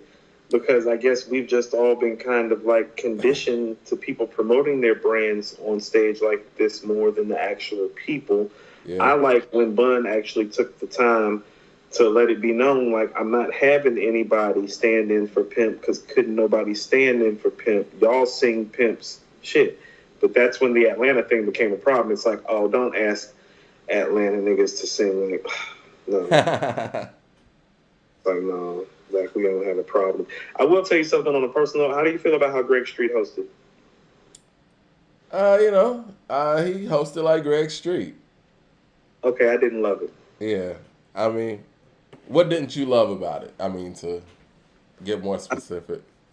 He just wasn't that good of a host. Because how about this? You can tell when a show is really rushed. Here's the thing. Like Bun's a pro. Ball and G, they're pros. Like they've dealt with hole-in-the-wall clubs and all types of circumstances. Like these dudes have been discriminated against in the rap community at a time when they literally were not respected at all for anything. You know what I'm saying? You know what? So, to piggyback on that and hold that thought, though, if this is how Southern acts are getting treated in 2022, imagine what it was like in 1993 and 92. Correct. That's what I'm saying. So these guys have already been through these circumstances. They know how to deal with these things. So I can see how rushed the show was, not from the artist, from the host. And that's where I can see that this was rushed, because I know what Greg Street is down here to Atlanta and to our hip-hop community, and I know what he's capable of. And I know what he means to Dallas, too. Yeah. This wasn't it. This wasn't it, and that's how I know that the show was rushed. You know what I mean? M. Land with the super chat says H-Town would have been neutral. Baller MJG used to live in H-Town. Suave House started in Houston. Bun lives in here. I bought up Houston first for a reason. Yeah. That's what I thought. Like, I thought Houston would have been the most neutral. Once Bundy says, when New York heard about Dipset versus Locks, it's all we talked about. The South did not care at all about this versus. Blame the fans, not the industry. But the South didn't have the build-up. They had a huge build-up for that Locks and Dipset. They were talking about that for months. They had time to do Instagram posts and go back and forth for days on end. Yeah, they did. To prepare. They literally, like, they threw, you know, Mike, you know how you get that newspaper that you don't want, like, every Tuesday morning at, like, 5:45 in the morning, even though you didn't order it, it's on your, like, in your driveway, and you got to go pick it up, but it's not like the AJC or a real newspaper, it's just like local ad papers, and everybody gets it. That's how they just kicked Eightball and MJG and UGK us. It's like, oh, we woke up one morning, and the shit was just sitting in our yard, like, oh, yeah, this is going on in a few days. It's like, oh, for real? I was talking to a lot of people who were big fans of theirs that didn't even know that this Verzuz was happening. And I probably wouldn't have known this Verzuz was happening if I didn't follow, hip-hop to the degree that I do. Man with the super chat says, Bun B solo catalog beats MJG. Trill 2006, 2 Trill 2008, Trill OG 2010, Source 5 Mics, and his collaboration projects, I think Swiss Beats sabotaged the event. Why do you think Swiss Beats sabotaged the event? Because I see that there's a pattern here. A lot of our East Coast followers, which we love so much, they're saying don't blame the promoter, blame the fans. Whereas some of the people who are a little bit more neutral or Southern fans, they're feeling this, this slight, this discrimination. DeCarlo says he was being weird to me. He said he was being weird to me. Is he always like that? Oh yeah, that's kind of how Greg Street rocks. Yeah, but that's what I mean is like, okay, so if you're not familiar with this hip hop scene down here for a long, long time, Greg Street can come off corny to you, and can be corny at times, but he's not really that all the time. He is a music lover and like a head, and they didn't give him appropriate time to prepare as a host and do some like comfortable things that would have brought this show further together. Because I even felt like the artists weren't feeling him like that, and I know they have relationships with him. Is it safe to say that Swiss Beats probably didn't want this to happen? Because when you think about it, even with the Bone and 3-6 thing, that took forever for no reason at all, really. I don't think he wanted that to happen either. I mean, listen, we're all human, right? We have artists that we rock with and artists that we don't rock with as much. And clearly by the energy and by the efforts that were put forth, Swiss Beats, Timbaland, or whoever's in charge, they don't really rock with Southern hip-hop like that. That's okay. Just say that. And if that's the case, and this is about the culture, be man enough or business savvy enough or respectful enough to just say, you know what, we're going to let somebody who does appreciate this run this one. So now we're gonna have to pull some cards right quick. How many verses have they showed up to? Like, were you at the Locks and Dipset verses? Because I'm pretty certain Swiss was there, wasn't he? I think so. You're at the DMX Snoop Dogg? Well, I mean, that was in the studio, but yeah, I think he was actually. Okay. Hold on. Was he at the Gucci and the Jeezy? I don't know, but they were real hyped about that. And you know, my problem. See what I'm saying? No, hold on. My problem with that one though, that wasn't about music for them. You know what I'm saying? That was not about music. That was about. What I'm trying to say is that are you showing up to support the Southern artists with the same fervor and consistency that you're doing to the East and West Coast artists? Well, I mean, the support is in the efforts. Did you see that stage? But also, too, do you care enough about this event and this culture to show up? Weren't you at the Fat Joe Ja Rule? Yeah. You see what I'm saying? So when it's New York artists, you show up. But you acting like you didn't go to high school down here and don't got no ties down here. Well, no, when it's New York artists, they get the best venues and everything. LP says ATL salty about Pimp saying they not the South. No, I see what Pimp was saying.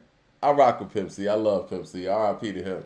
And when he was saying what he was saying, I think maybe I was having this conversation with you.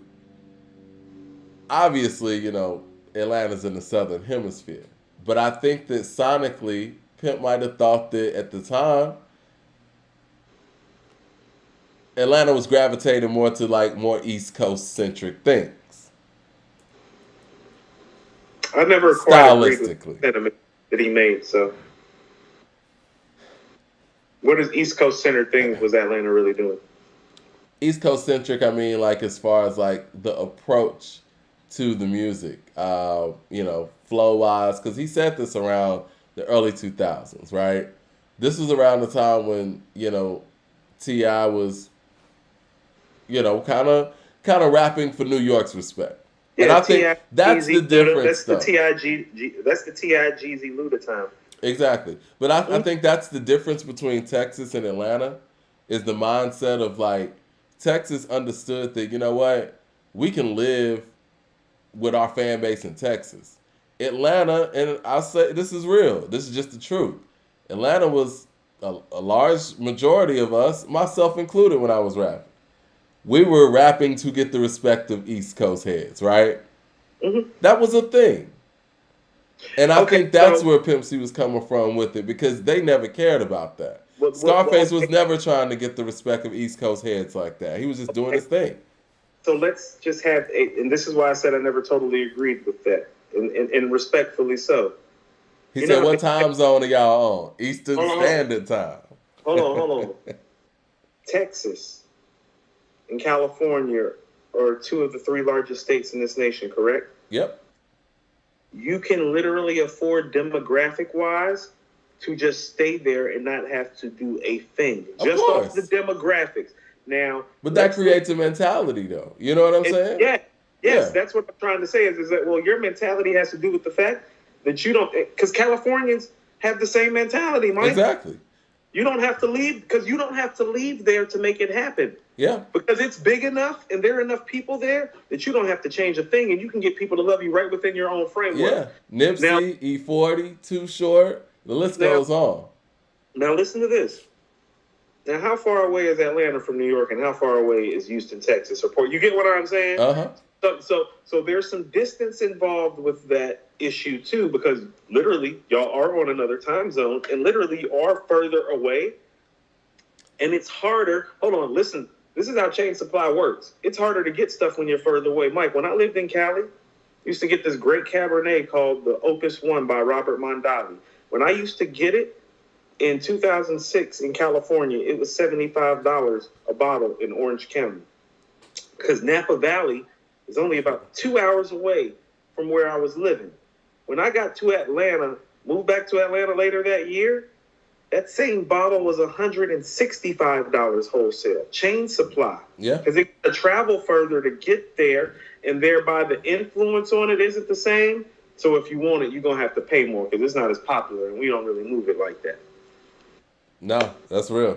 But listen, I think that I forgot how we got on that tangent. I think we was talking about Pimp C's sentiments about Atlanta, but this is the thing.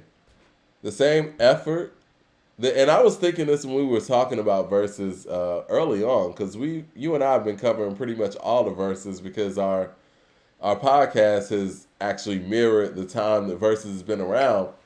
I thought for a period versus was getting very East Coast heavy, and and pretty much it was only East Coast. And we see that the efforts towards Southern acts is just not the same, especially Southern legendary acts, because it gets no bigger than 8Ball, MJG, and UGK. People been asking for this for 2 years. No, it does get bigger, because here's what I will also submit to you. And this is why I keep making the Outkast statement. If Outkast wanted to do this just about Andre, this would not go down like this now, wouldn't it? Just about the character. No. So there is some disrespect going on, because like I keep on saying, Outkast is when it changed and they started getting respect. They wouldn't treat Outkast like this. But just about Dre, they wouldn't treat Cast like this. So it's wrong. DJ Bruce Almighty says... Because he can't even show up for Outkast, and he would get treated better than this. So it's a problem. Well, Dre definitely didn't show up. That wasn't a surprise. Bruce Almighty says, to be fair, the NY artists went against other NY artists with NY fans. Gucci versus Jeezy was ATL, home field advantage.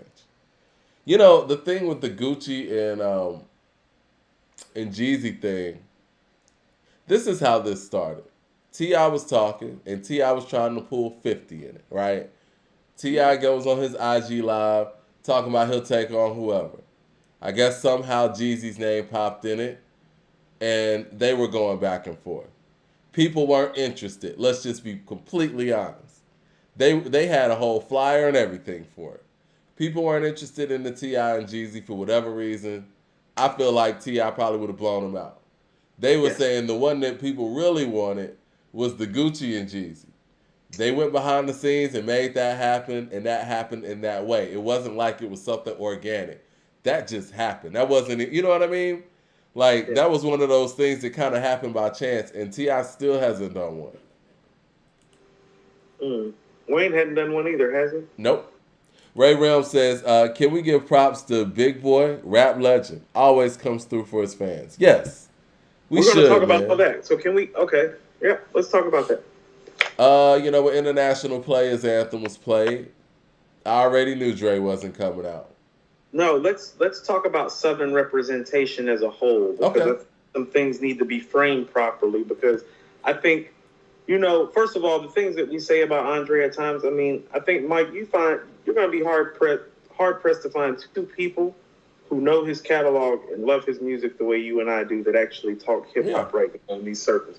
And a lot of that is because, well, quite frankly, you're from Atlanta. I was raised in Atlanta, and I'm about as much a dual citizenship member of this place. I'm probably more Atlanta than I am Charlotte, truthfully. You know what I'm saying? Right. So the Southern representation was in effect. You could feel immediately how important this was to 8Ball and MJG and to Bun B just to get this opportunity. Because like you just said, Mike, if they're getting treated like this in 2022, imagine what they've really been through. And that really... Well, Greg Street kept saying it. He was like, we're on TV. It was a big deal. It's a big deal. Hey, you understand these records that were getting played last night weren't getting played when they were out. That's real. Like the first time I saw an 8Ball and MJG video get played with some semi-regularity was Pimp Harder, and it was on Uncut. Really? I remember seeing locally, and it's funny you say that because now I'm thinking, I don't remember seeing Space Age Pimpin' on BET like that. No. That was more so American music makers here locally in Atlanta. Pimp Harder on Uncut, Mike. That's the first time I saw an MJG on TV on a regular basis. I remember Rap City used to play We Started This Shit and We're Gonna Finish This Shit. I remember that. They did. But that was just Rap City. It was nothing else. Mr. Pragmatic says, who y'all got? Yo Gotti versus Gucci in the verses. Man, I got Gucci with that. Easy. LP says, Coop, you holding Swiss Beats more for going to school in the South than Tim for being from the South. Tim should have made sure that this was done well. That's a good point. Swiss is more immersed with hip-hop artists and hip-hop acts in the hip-hop scene than Timbaland is. Timbaland's best shit is with Aaliyah, Genuine, and Missy. Timbaland doesn't seem to be that involved in this versus thing. It seems to be that Swiss is the mouthpiece, right? Yeah, that's what I'm saying. Like people need to understand this is that, well, outside of some great Jay-Z tracks, Timbaland hasn't been like some all-time great hip-hop producer, that has he? Yeah, that's true. Most of DeCarlo the heat is says R&B. DeCarlo says they're out of touch. They thought we wanted Rick Ross versus 2 Chainz. I'm still not Get out off of that, here, but they, Carlo. like y'all said, why are they the gatekeepers anyway? Right. I thought that was, hold on, I thought that was, Mike, and I said it on the show, people can go watch it. I thought it was unfair to Chainz and disrespectful to Ross. I agree. Honestly, it should have been, if we want to talk about that, should have been Rick Ross and T.I., to be honest. With as much collaborative stuff they had. I keep thinking about it need to be Ross and Wayne if he was going to do a Southern, truthfully. That's fair too. Mad Max says T.I. tried to make some South versus New York beef. I think guys from the South don't understand. You get more love by your own radio stations now than native New Yorkers. Only the old New York heads have Southern bias. I think they would constitute. I think Swiss would constitute as an older New York head, right? He's our age. Get off my lawn. No, he's older than that. I mean, but he comes from he comes from the Bronx, and his people, they were there when hip hop started. No, I told you he went to school with some of my big homies. He's in our age bracket. Yeah, he's. Mm-hmm. Okay. But what were you saying? I'm sorry, I interrupted when you were talking about Southern acts, and you didn't see any 8-Ball MJG music videos into Pimp Hard. Yes, well, I could say the same thing, because here's what I was realizing when I was going through these records. It's like, man, I know all these records because I'm from the South, and I got older cousins and older brothers from the South, and they played all this shit for me. So I know what all this shit is. But if it were not for my older cousins and my older brothers, I would know nothing about these guys if I left it up to the hip-hop fans and the media in terms of how great and epic and legendary these guys are. Because the truth of the matter is that people really didn't find out who these guys were, respectively. UGK, and I want to go to Big Pimpin' in a minute. When is that? That's 99, right? Yep. Guess when Pimp Hard is? That's Lifetime 2000, right? That's 99 going into 2000. Yeah. Yep. And so both of them actually got their mainstream notoriety 10 years later into their career, which is absurd. Yeah. Think about it. They started when we were about 9 or 10 years old, Mike. They didn't get their notoriety until we was about 18, 19. And they had already made their best work. You know what I mean? They had already made, in 8-Ball and MJG's case, they had 10 years removed from their best work. And in UGK's case, 4 or 5 years removed from their best work before they got notoriety. So there's definitely, so you could feel the disrespect and how important it was for them to get respected any way that they could get it. Like, almost like, no, y'all not about to do this hip-hop versus shit and not include some of the forefathers of the South in this shit. Like, They weren't about to let them do it, and because they weren't about to let them do it, they accepted less than what they deserved. That's a good point. And, and someone mentioned, I think it was DeCarlo mentioned the 2 Chainz and Rick Ross. Even before that, Bun B asked to do the 8-Ball MJG and UGK one. Like, the fact that you went ahead and did 2 Chainz and Rick Ross, which really didn't make a lot of sense before you did that. So whack, man. These niggas whack. You want to go through track for track real quick? Because I'm interested to see what you I want to say one more thing, because I just got notes all over because I'm really getting pissed off the more we talk about this, Mike. This shit's so wrong. Yeah, it is what it is. Go ahead. This shit's so wrong. They wouldn't do this to legends in the game that been 10 years in the game from New York or from Cali. They would.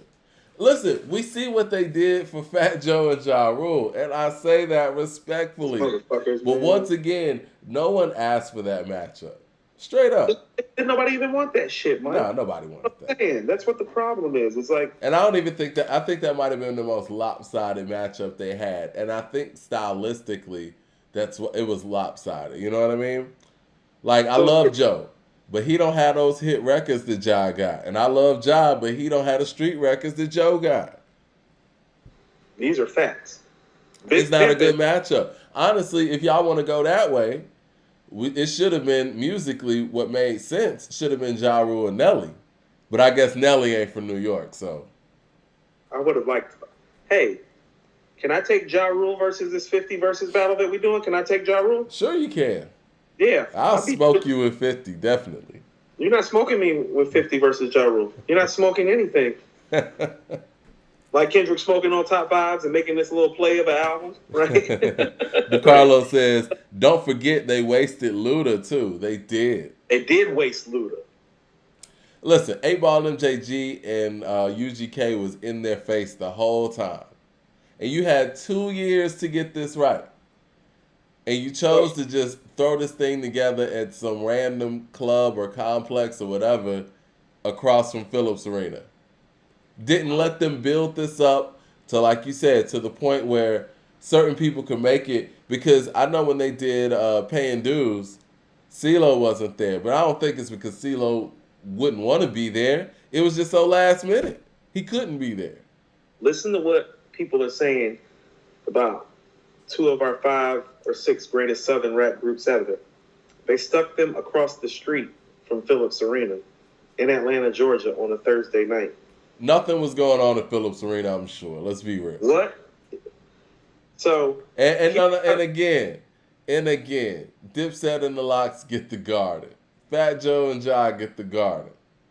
Hold on. Dipset and the Lox don't have 8-Ball and MJG's catalog either. Now, do they? I don't think so. I don't think so, Mike. They don't have that shit. I love it. Is what it is. Here. Ball and G got a crazy catalog. Got a crazy catalog. Let's get to UGK right quick, because here's what I mean about the bias. Because I realized it today when I heard it again. Big Pimpin' is one of the greatest guest appearances of all time, Mike. You think so?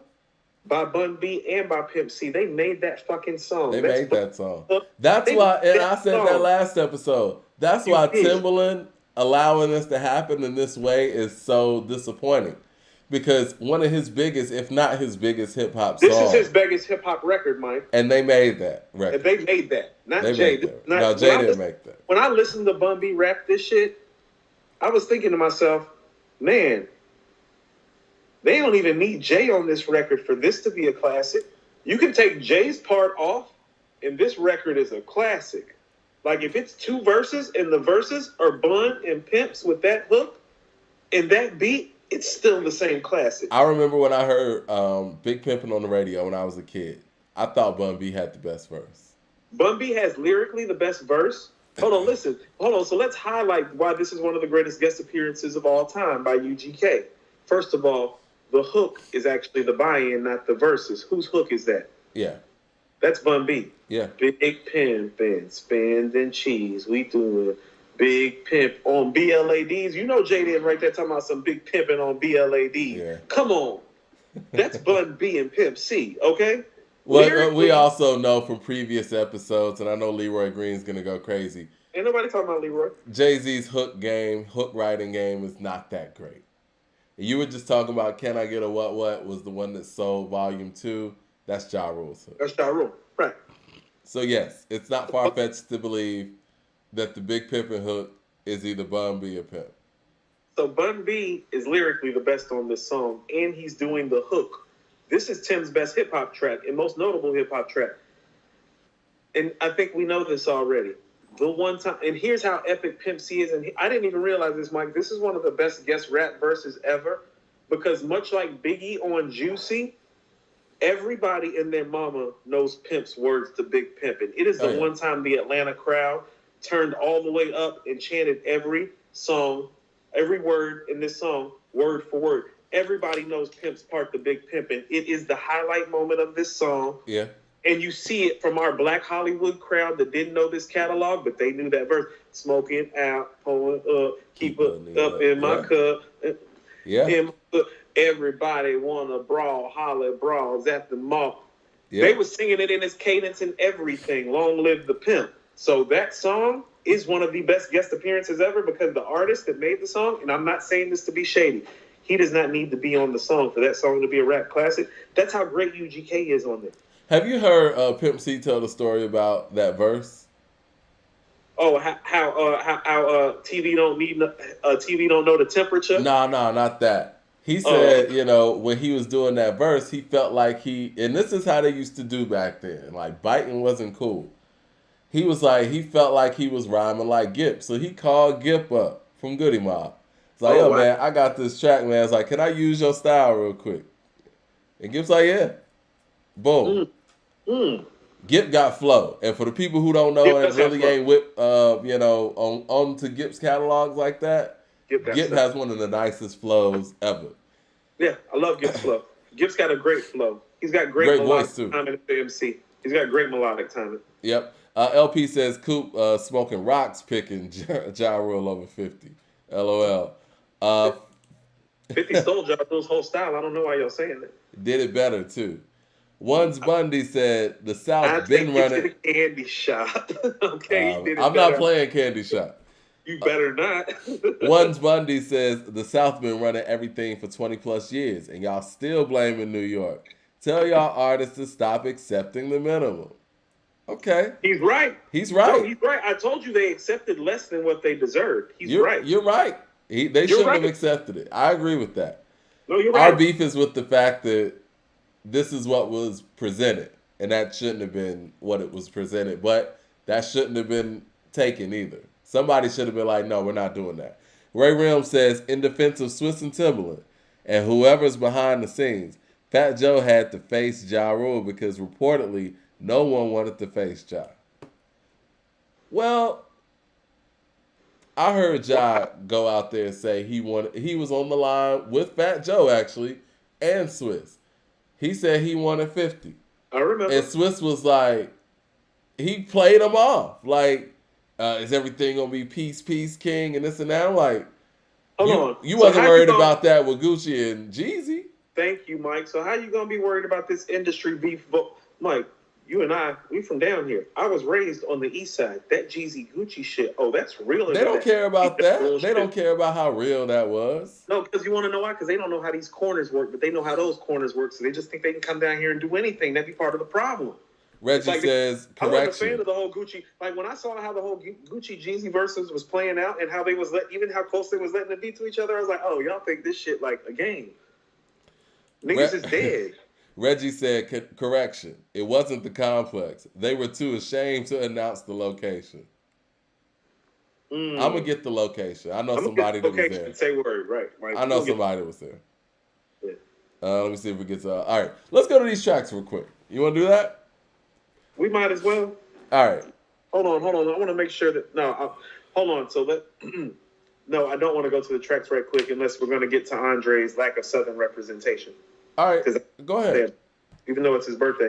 Well, I say all this to say... Even though it's his birthday. Yeah, I don't care. I don't care if it's his birthday because we're going to talk about this shit. Because, these guys went through a lot so that groups like Outkast could go platinum and multi-platinum and be in the conversation to be the greatest group of all time. Like, the only reason that Outkast is in a position to be called the greatest rap group of all time is specifically about groundwork that these guys laid. Oh, straight up.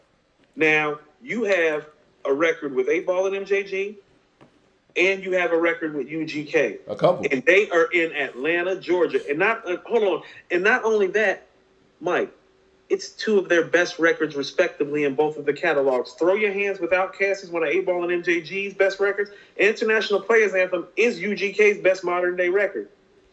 I loved Andre's verse on "Put Your Hands Up," where he was like, "You couldn't understand if you stood under it. The closer that I get to you, the further that I get." He was. Yeah. You know all of Andre's verses. I already know, Mike. Yeah, he's epic on there. Right? It's Andre in 1999, 2000. Right.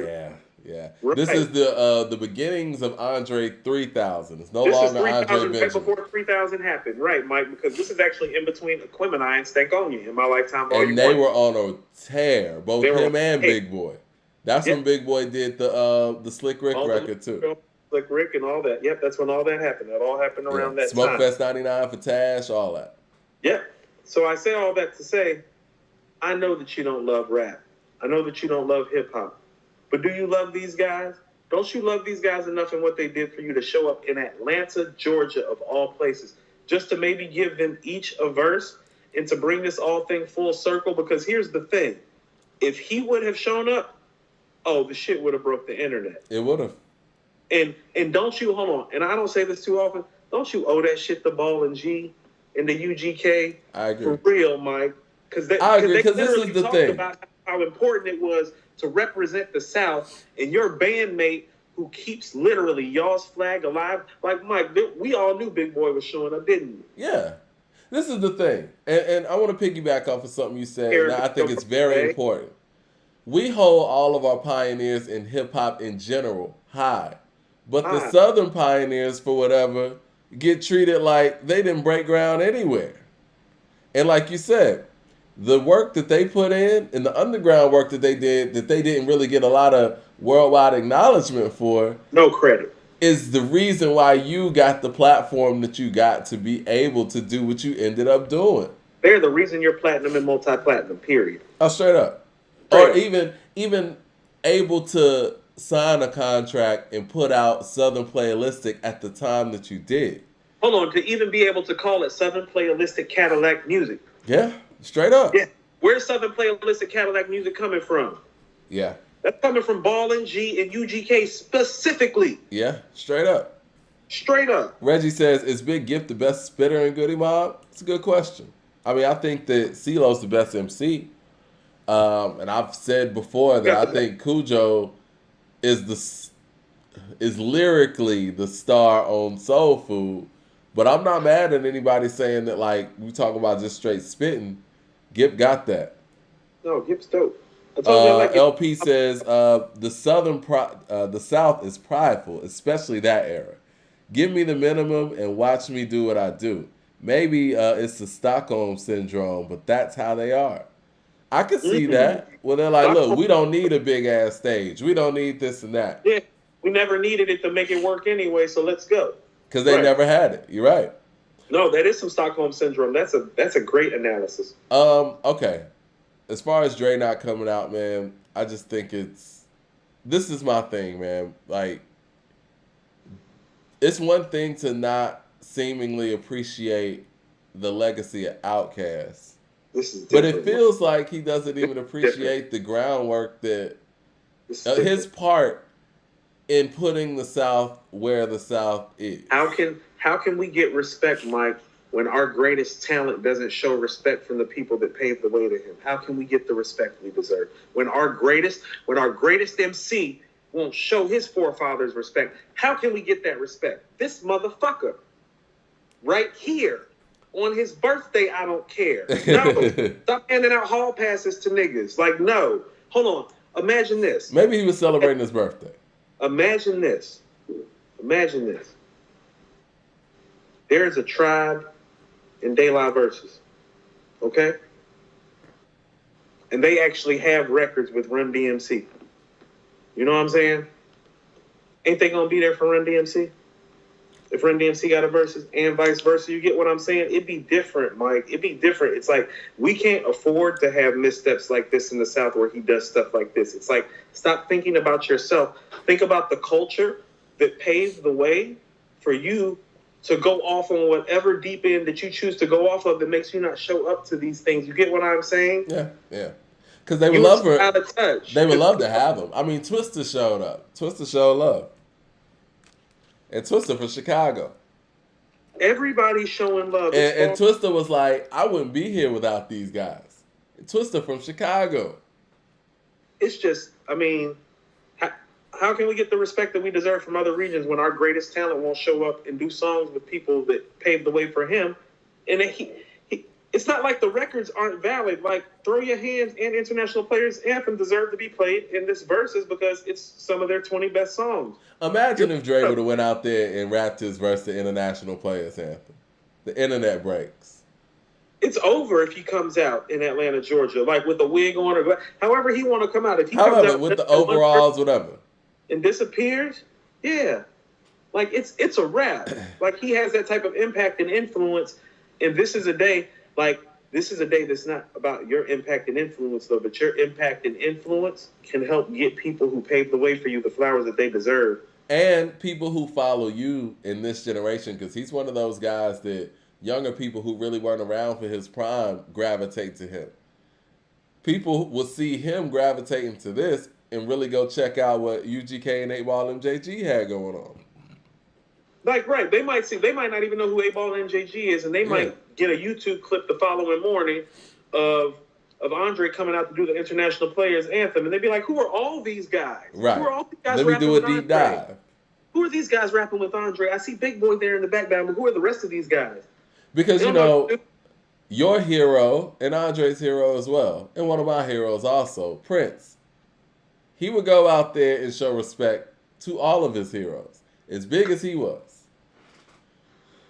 Mad Max says, one thing about Nas, Hov, and the NY guys, they show love to the guys before them.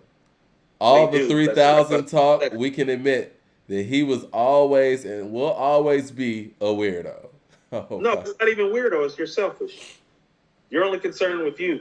You can try. See, here's the thing that you can't do with other artists. You can't play that, well, I'm an artist game. No, dude, you selfish. Just say that you're selfish. Like, be honest about it, though. Because it's like there are artists who are like that are selfish. Say that you're that. Stop trying to play it like you're this deep thinker that can't take the stress and the toils that other artists can take. It's like, no, nigga, you just don't love hip-hop anymore. You don't respect it like you should, even though it's given you everything that you really had in life and paved the way for you. And if you feel that way, fine. But be man enough to acknowledge it and stop playing these types of games, because this happened in Atlanta, Georgia. Yeah. That's the only reason I'm saying Big Boy was there. So I'm not expecting him to show up to Orange Mound. I'm not expecting him to show up to Houston. This happened in Atlanta, Georgia. Big Boy showed up with a mink and everything. We know Big Boy was showing up with a mink and a gold chain, nigga. Yeah. Surprised he didn't bring out a couple pit bulls and a parakeet. All right? Sleepy Brown was there, too. Didn't even have a part. Sleepy got a shout-out from Bun. Bun was like Sleepy Brown in the building. Yeah. They was shout out people in the audience that was Atlanta artists. Like, this is the thing, man. Like, you know, just being from just the South period, those songs brought me back. And so, and I listen to everything. Like, and I'm not just one of those people to just say I listen to everything to say I listen to everything. You really do, Mike. The Yeah is a dropping June 1st, and I'm ecstatic. Like, they haven't dropped an album since 2013. But no matter how far my music journey takes me, when I hear songs like Wood Will and all that shit, like, that shit is hard. I mean, and I don't care what Dre says. You hear these songs from Eightball MJG, like 9mm Boys and shit, that has to take you back to a place. You have to still bob your head to that.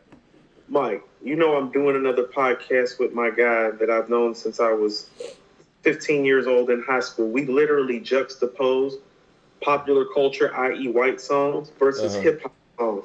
I just got done listening to You Don't Always Get What You Want by the Rolling Stones like 50 times. It's a beautiful record, Mike.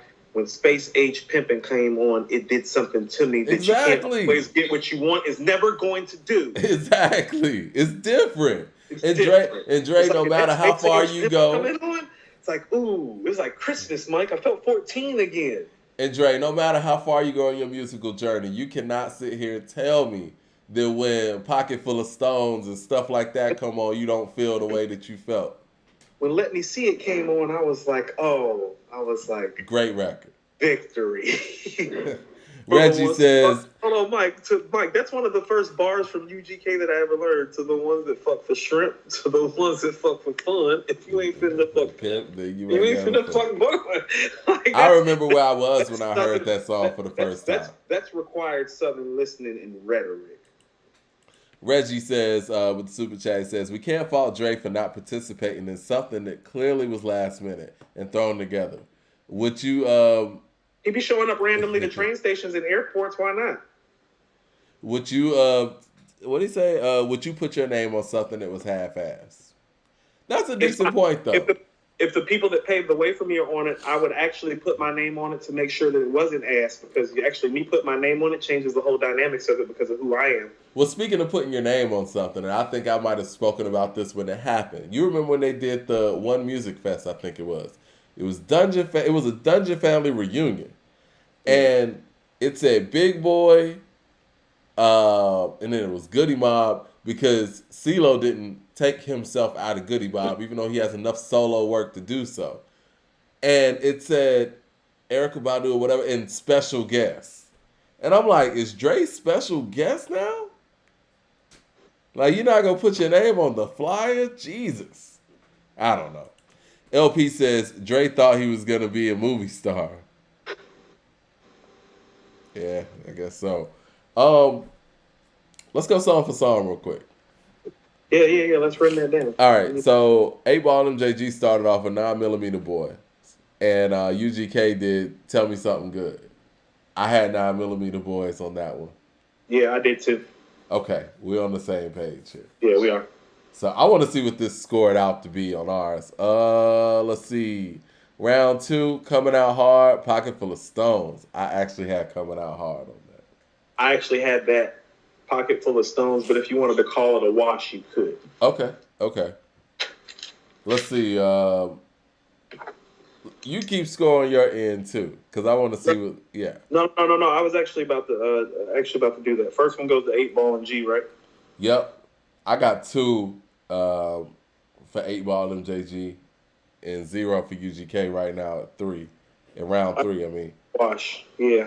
You got the wash. Okay. We started this shit, which I love.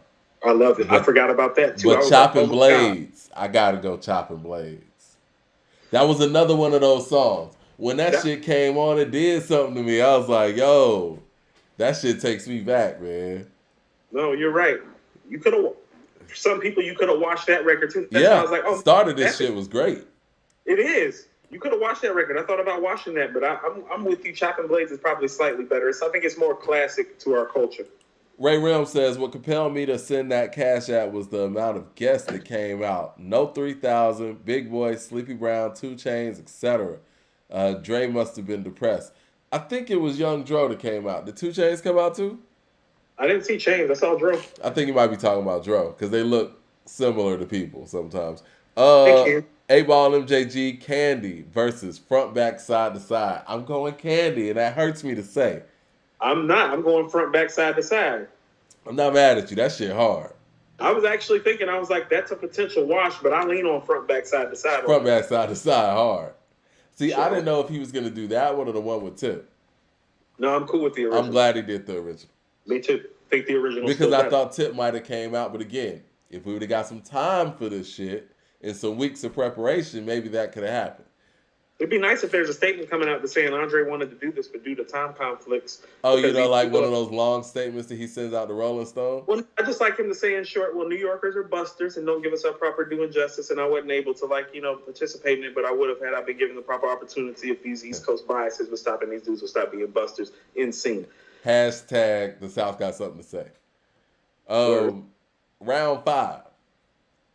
We got 8-Ball MJG featuring Lloyd, Forever. That was hard. And Wood Will, but I'm going Wood Will. I'm going Wash, actually. You know, I forgot how much I loved Forever. That shit was hard. Forever's the low-key burner on that album, Mike. That's what I'm saying. They know their catalog very well. They did. 8-Ball MJG featuring CeeLo, Paying Dues. We love that song, man. Me and my boy Nate, that's we love best that. Hold on. Is that the best song on In My Lifetime Volume 1? It's one of them. Don't Flex is my favorite, but if you said that was the best song, I wouldn't be mad. Okay. Up there. It's top 3 on that album, and that's a great album. Versus UGK High Life. I got 8-Ball MJG again on that. I got so right now. Where do you have it? Because I have 2 for Ball and G, 2 for UGK, and 2 washes. I got 4-2. Ball and G. Okay. 8-Ball MJG featuring Young Dro. Tell the DJ bring it back. This was a banger too that I didn't expect him to do. You want to know what, Mike? I forgot about this record. Bun B. Like this. Tell the DJ bring it back. Tell the DJ. Yeah, shit was hard. Bun B draped up. I gotta go 8-Ball MJG on this one again. I think that's Ball and G. Yeah, I do think that's Ball and G. Yeah. Round 8. 8-Ball MJG, Tila, Jazzy Face, Shown Up. Versus Take It Off. Let's take it off. It is. Now, this is a wash for me because I personally like Take It Off, but I think in a vacuum, I'm going to have to say Shown Up is the bigger song. It's bigger, but it's not better. It's just hard for me to say that it's better than Shown Up, man. That was a big, big song.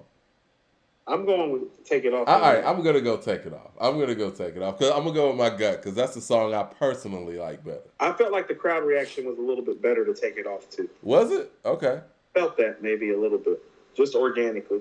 8-Ball Homeboy's Girlfriend versus UGK 316. Might be 316. Yeah.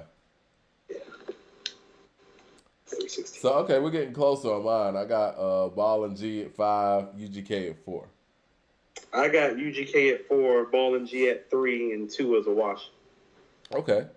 All right, round 10. MJG featured Twister in the middle of the night. I love that record.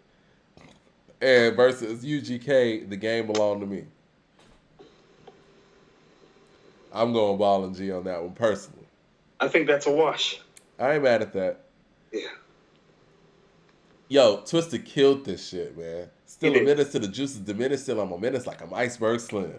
I think that's one of his strongest verses at that time period. Like, I would say his Po Pimpin' verse is probably his strongest, but this one, the way it happened, man, I was like, he just came in on that shit. And then he handled the hook. I can tell you how to get your game right. Yeah. He was tough on there. Yeah, he was tough on there. Hold up. Where's the rest of this? Oh, I gotta click the next page. Sorry, guys. I'm on this off-brand website. I'm gonna shout them out too. All right. Stop Playing Games with Ball and G versus Get Throwed. Whew. I like Get Throwed more, excuse me, but I like Stop Playing Games. I think more. Stop Playing Games is the better song. I do too. I like it more too, actually, than Get Throwed. All right. Ball and G, Relax and Take Notes. I don't like that they did that. Murder gets that off top. It's easy. That's it. That's the easiest one so far. Yep, the easiest one was the Murder, because that's Bun B's, you know.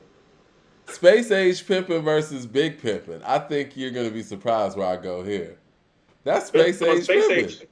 That's Space Age Pimpin'. Yes, it is. That's Space Age Pimpin'. That's Space Age Pimpin'. Where do you think you got Big Pimpin' from? Right. You've been listening to these down south boys for a minute. Pimp Hard versus Let Me See It. That's Let Me See It. Let's Let Me See It, even though Let Me See It's incredible. That's an epic record. Pimp Hard's pretty dope, though. Yeah, Pimp Hard is dope. Ooh, Mr. Big versus Return. That's Mr. Big all day. Mr. Big, yep. I was rapping every single word. My job at Mickey D's.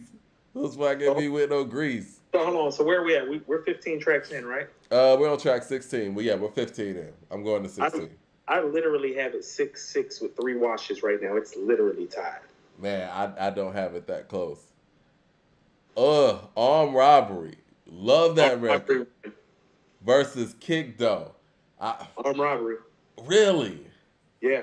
Listen, I'm not mad at that, but Pimp C's verse is so epic on Kick Dough. It is. Game fucked up and I ain't got no friends and I just spent my last $70,000 on the drop top Benz.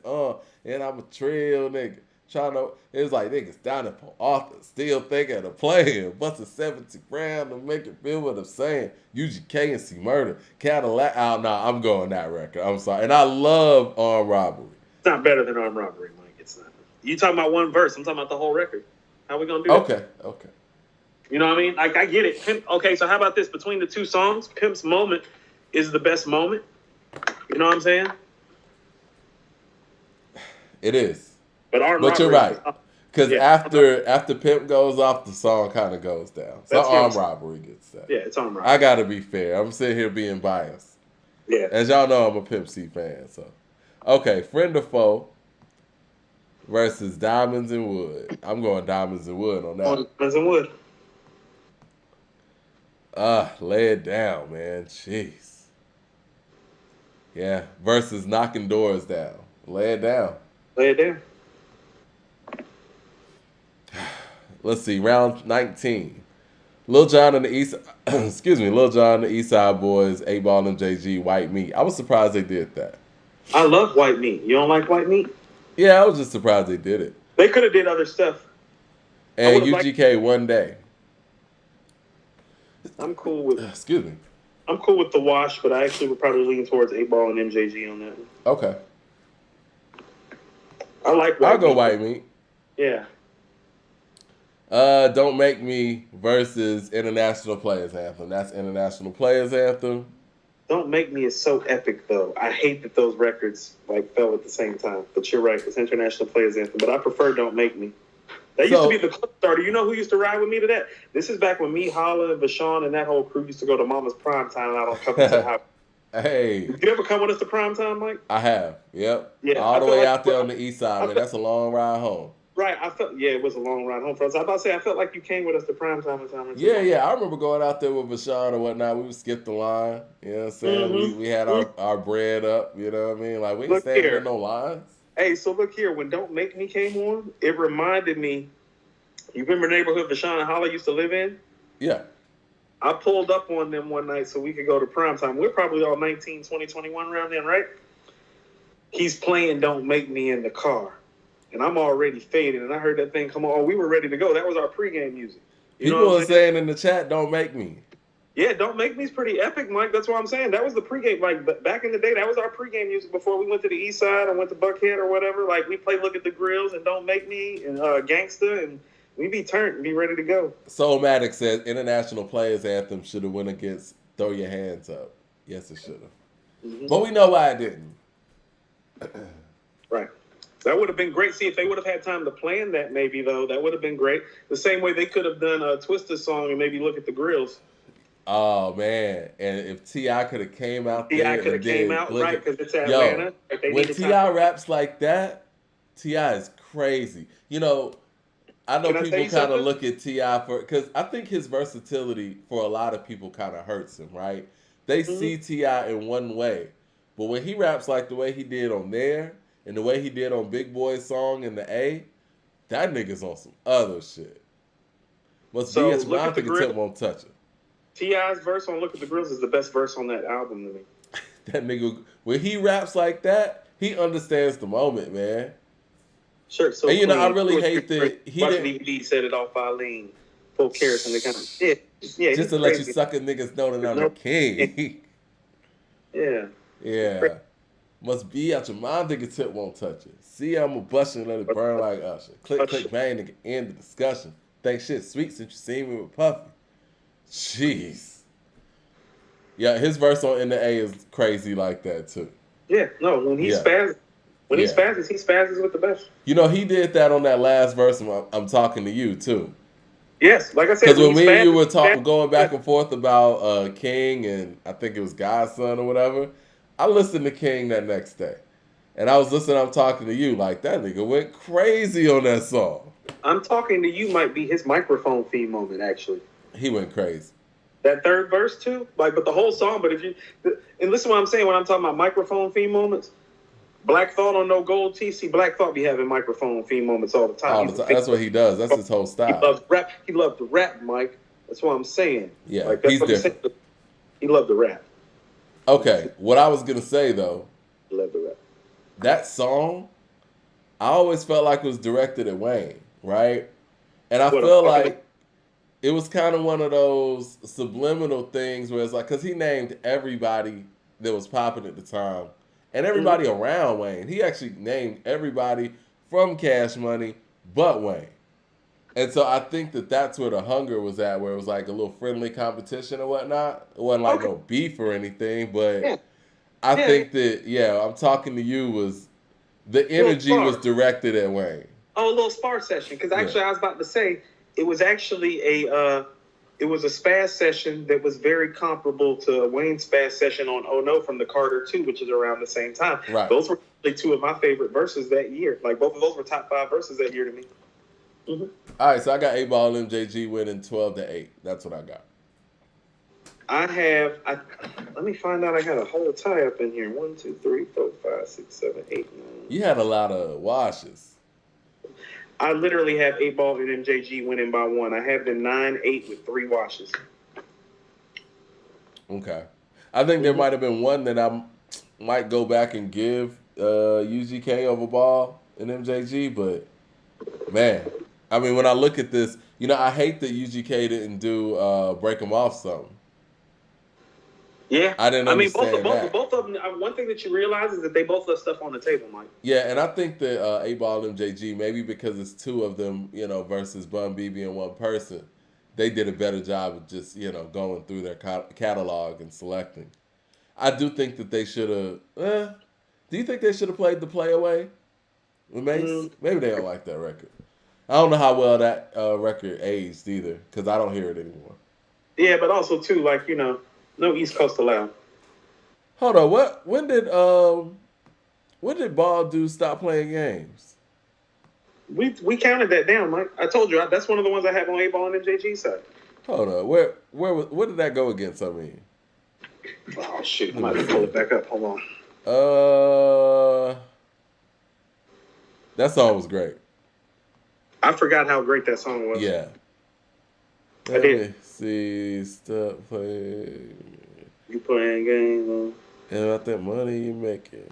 See, friend of foe here, lay it down. Damn. Yeah, they got bangers, man. For days. I think it might have been on the first page, but yeah. Trying to pull it up. And again, this is from a person who was more of a UGK fan than an 8Ball MJG fan. I was a fan of both of them, but. Mm-hmm. But like I told you, it's like everybody loves UGK so much because of the talent. Bun B is such a great spitter. Hip-Hop has such a great infectious voice with the melodies and the harmonies. But Bun B had one of the greatest feature runs in modern history too, I think. You remember he was on that feature run in the early 2000s? Yeah, but 8Ball and MJG just make better records. You know what I mean? Yeah. Yeah. The last comment from the comment that I was reading initially was about the stage and the set. I didn't look the set at all. Yeah. Yeah. Lack of effort. Well, what do you think is going to be the next Verzuz, or do you think that this Verzuz is kind of done for a minute? Because I think people in the chat are kind of putting out some fantasy Verzuz that might happen. I think we strong-armed them when I said that we was going to take it from them and drop it in the bag for one. So that's definitely part of why this is happening, just because we keep clowning them for doing a poor job and their egos won't let them take the heat for their failures as men and purveyors and gatekeepers or flame keepers or whatever fuck shit it is that they're on that they're really not. They don't like it, which is really why this happened. This happened because of pressure. They wasn't even going to do this. So probably we and a couple other publications and the people don't just sit up there and call them out and it's like, yo, y'all whack, stop doing this clown stuff and give us what we want. And so they go through their own archives, obviously, first, and it's like, oh, yeah, Bun did say he wanted to do this 2 years ago when the pandemic started, and we totally ignored him because, they're Southern, and so let's go ahead and do that now and try to quell some of this. We're not letting it slide. It was great because we love to hear our legends shine and love to hear them perform. Y'all still doing sucker shit. Jay Short says T.I. versus Twista, Twista's feature game. I think we still need to see, and maybe this is why T.I. was so hell-bent on going to get somebody from New York, because he knew that if he would have went to get somebody in the South, then they would have got shorthanded. You know what I mean? Was that the whole point? Maybe that's where T.I. was coming from with it. Maybe T.I. was like, look, if I go up against 50 or whoever from New York, there's no way that they can, make this a small event. He said that they would do it on neutral grounds, right? He did say that, Mike. I'm starting to like more of what T.I. was talking initially. And they kind of brushed T.I. off to the side, especially in that Jeezy situation. They brought Gucci in. And they haven't spoken on T.I. since. I think T.I. should accept the Busta Rhymes. Well, hold on, Mike. I mean, you're making a strong selection and observation when you're saying that, because here's what you're saying. Because we have to understand who Tip has been as a businessman for Southern artists, too. Right. And so as far as businessmen in modern day Southern rap, what MC coming out of the South has higher business acumen than Tip in the last... You're right. No, I'm serious. I'm asking a question because it's like I'm not putting him on like Master P level. But what I'm saying is in terms of... I would say maybe Ludacris, but that's different, though. Not when it comes to the music. Luda's business is, like, elsewhere. You know what I mean? Right. And so... I can say 2 Chainz, too, but, yeah, I know what you mean. Right. You get what I'm saying? And so Tip was maybe being a little bit more calculated than we originally thought with the whole New York thing. Yeah. Maybe he's only concerned about the New York thing because business-wise, he can see they're more concerned about the New York thing, and he wants to get his proper due. He knows them personally. Right. He wants the proper due that comes with it, though. So he's like, no, y'all not about to shortchange us. I've been watching my heroes get shortchanged my whole life because he's what I call third generation classic Southern rapper. Yeah. Because he's from the third generation. Like, he's the start of the third generation of this. He's like, no, I saw what y'all did the previous 2 generations. And he has respect for his the people that came before him. And those verses that you and I were just talking about, they come on his Heroes records. Mm-hmm. And he knows the moment. When he gets on those songs, he don't just dial it in. Because he loves his heroes and he's excited to work with them. He's going to show out for his heroes. I mean, on trap music, he put 8-Ball MJG and Bun B on the same song. Correct. I hate they didn't do that last night. Mad Max with the super chat says, that's not true. Busta wanted that smoke with T.I. and T.I. said, nah. I agree, but like I told Coop offline, I think that with Busta, Tip doesn't win anything there, right? Let's just say T.I. does beat Busta Rhymes, mm-hmm. which many people think might not happen. Correct. What does he get from that? You know what I'm saying? Right. What does somebody that's calling himself the king of the South and the best artist coming down here get from losing to like their 10 to 20th best Exactly. rapper? Exactly. Right. He wants somebody that y'all have crowned. Right. And 50 is somebody and people and you know, New York can say whatever y'all want. And I love Busta. And I think Busta's underrated and has been underrated many times. Y'all don't be talking about Busta's one of the GOATs. Y'all don't. This whole Mike, the 50 thing has been flabbergasting to me how people have held him up so high and talked about him in this manner and talked about how great his run was. I'm like, the way that people have talked about 50 in our comments have never talked about Busta Rhymes this way the entirety of his career.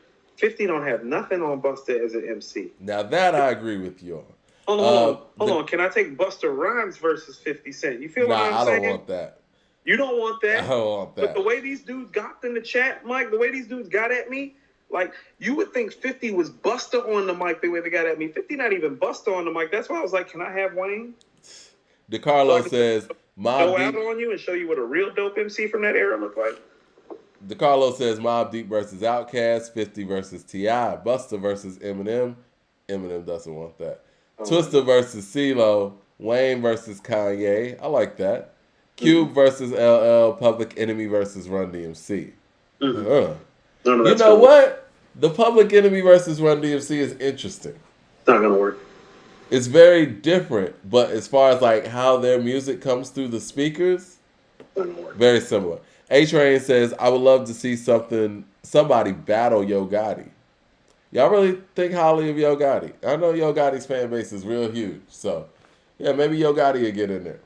TMG strong. Yeah. Let's go on to the next thing real quick. They finished up that Mount Rushmore, and the Mount Rushmore for the 2000s is Lil Wayne, Kanye West, Jay-Z, and Eminem. Okay. LP with the super chat says, what does it say about the King of the South if he can't beat the 10th best New York MC, though? Cool. Okay. 50 got hits. You still stuck on the rapping. This is the thing. Even if he did beat him, what does that say? Right. They're not going to say nothing. They're going to be like, oh, here's what happens. Here's why T.I. can't win. And here's why he probably... I'm looking at T.I. differently from how he played this. Because first of all, anytime the media clowns somebody, I'm always paying attention to that person more because the media doesn't know a goddamn thing, Mike. All right? That's right. Anytime the media clowns somebody, that's immediately when I'm like, oh, well, what did he really say? Because I know they don't know anything. And so he might actually be saying something. So the media clowned him about some of this 50 and Busta Rhymes stuff. If he beats Busta Rhymes in a Verzuz, you know what we all say? Because I'm going to come on here and say it too. It's like, well, it's not like he went against Nas or Jay. Exactly. Or M. Exactly. Right. And he already knows that. T.I. doesn't win anything from this. Hold on. I'm a Southerner who thinks he's the most versatile MC to come out of this region. And if he were to beat Busta, I'd be like, well, let's taper the expectations of it and not make too much of it because it's not like he beat Nas or beat Big or beat Jay, or because that's where immediately people would go the next day. They would immediately go there the next day. Mad Max says, we take 50 more serious than Busta because 50 had a wave and a movement. LOL. You should. I like Busta, but he's like Redman with the cartoonish raps. Hold on. I'll take you to the candy shop. I got the magic stick. That's for the radio. No, Mike, that's some cartoon shit. Candy shop, magic stick. You're never gonna let us forget the Candy Shop. Or Magic Stick. At least Magic Stick was dope. I was Candy gonna Shop. say Magic Stick was No, Magic hard. Stick's a Pause. banger. Candy Shop is like some trash off the cutting floor of Magic Stick. Okay, so Eminem got that final spot. I thought T.I. should have gotten it or whatnot. Speaking of T.I. Hold on. Let me ask y'all something. Why don't 50 have that spot? If 50 was so great and ran all this shit, and he's from New York and from Queens, like y'all say. You know what? This is the order I would put it in. Because the Massacre's not any good, that's why. I will put this in. I'm going T because the choices were what? T.I., Nas, 50, and M. Mm-hmm. I'm gonna say T.I. Then I'm actually gonna say Nas, and then I'm gonna say 50, and then I'm gonna say M. And before everybody goes crazy on me about where I place M in this, my thing is when I see these Mount Rushmores, I think about impact. And other than the fact that Eminem signed 50 or however that relationship worked, where is Eminem's actual impact in hip hop? And not just pop culture or whatever. We're talking about hip hop. Now, if this was a pop Mount Rushmore, cool, whatever.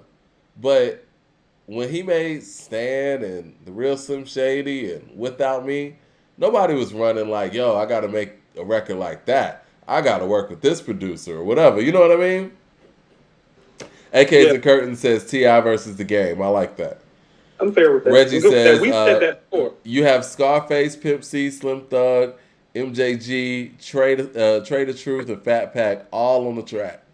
Who gets the last verse? Face. Not even a question. Last verse? Yeah, last verse goes to I Face. think Pimp C starts it off. And yeah. You know Face. what? MJG was a really good closer, too. MJG's a good closer. That's Face. Yeah. Up the close, he gets the close. So it's really about what Face But wants is to do. Face really a posse cut guy like that? No, Face is good anywhere. Okay. Mad Max says 50 should have... Remember Homies and Thugs? Master P, Tupac, remember Homies and Thugs? Remember this joint with Short and all those other dudes that he jumped on a few years back? I remember that. Yeah. Mad Max says 50 should have that spot over Hov. Ooh, I don't agree with that. He LP was selling more says records than Hov. T.I. was sipping on whatever you like. Yeah. Whatever you like's better than Candy Shop. That's for damn sure. Of course it is. But yeah. Paper Trail's better than The Massacre. Okay, so here's the thing. 50's second best album is The Massacre. Paper Trail is T.I.'s fourth best album. Paper Trail's better than The Massacre. Stop telling me The Massacre is a good album. Now, I think T.I. has a better catalog than 50. Now, I wish he wouldn't have called 50 out, but see, again, when he called 50 out, that let me know that this was more about taking on a notable name in New York from his era. You know what I'm saying? And there was really nowhere else to go, right? Like, who else is he going to call out? So 50 running New York and running rap, like people have been saying in this chat around the time, but we're sitting up here saying viably that if you were to put The Massacre in T.I.'s catalog, it'd be, what, the fifth best album? So what is he running? I mean... What is he running? Right, what do you run? You had a great album. Do you know how many rappers in this business have had a classic album? So do you think it's fair to have 50 and T.I. do the next verses? I mean, if you're cool with 50 losing in an embarrassing loss, because that's what I'm trying to tell you, is that after you get through those Get Rich or Die Trying records and some of those mixtape records that pop, oh, that's not enough to beat somebody like Tip. It's not. Because let's look at this. So anybody that T.I. is going to go against. The Massacre, Mike, I don't know what y'all are saying to think The Massacre is good. There's no way you can put Get Rich or Die Trying on and then listen to The Massacre right after and tell me if that album is good. In My Hood was hard. I like In My Hood. I like Out of Control remix.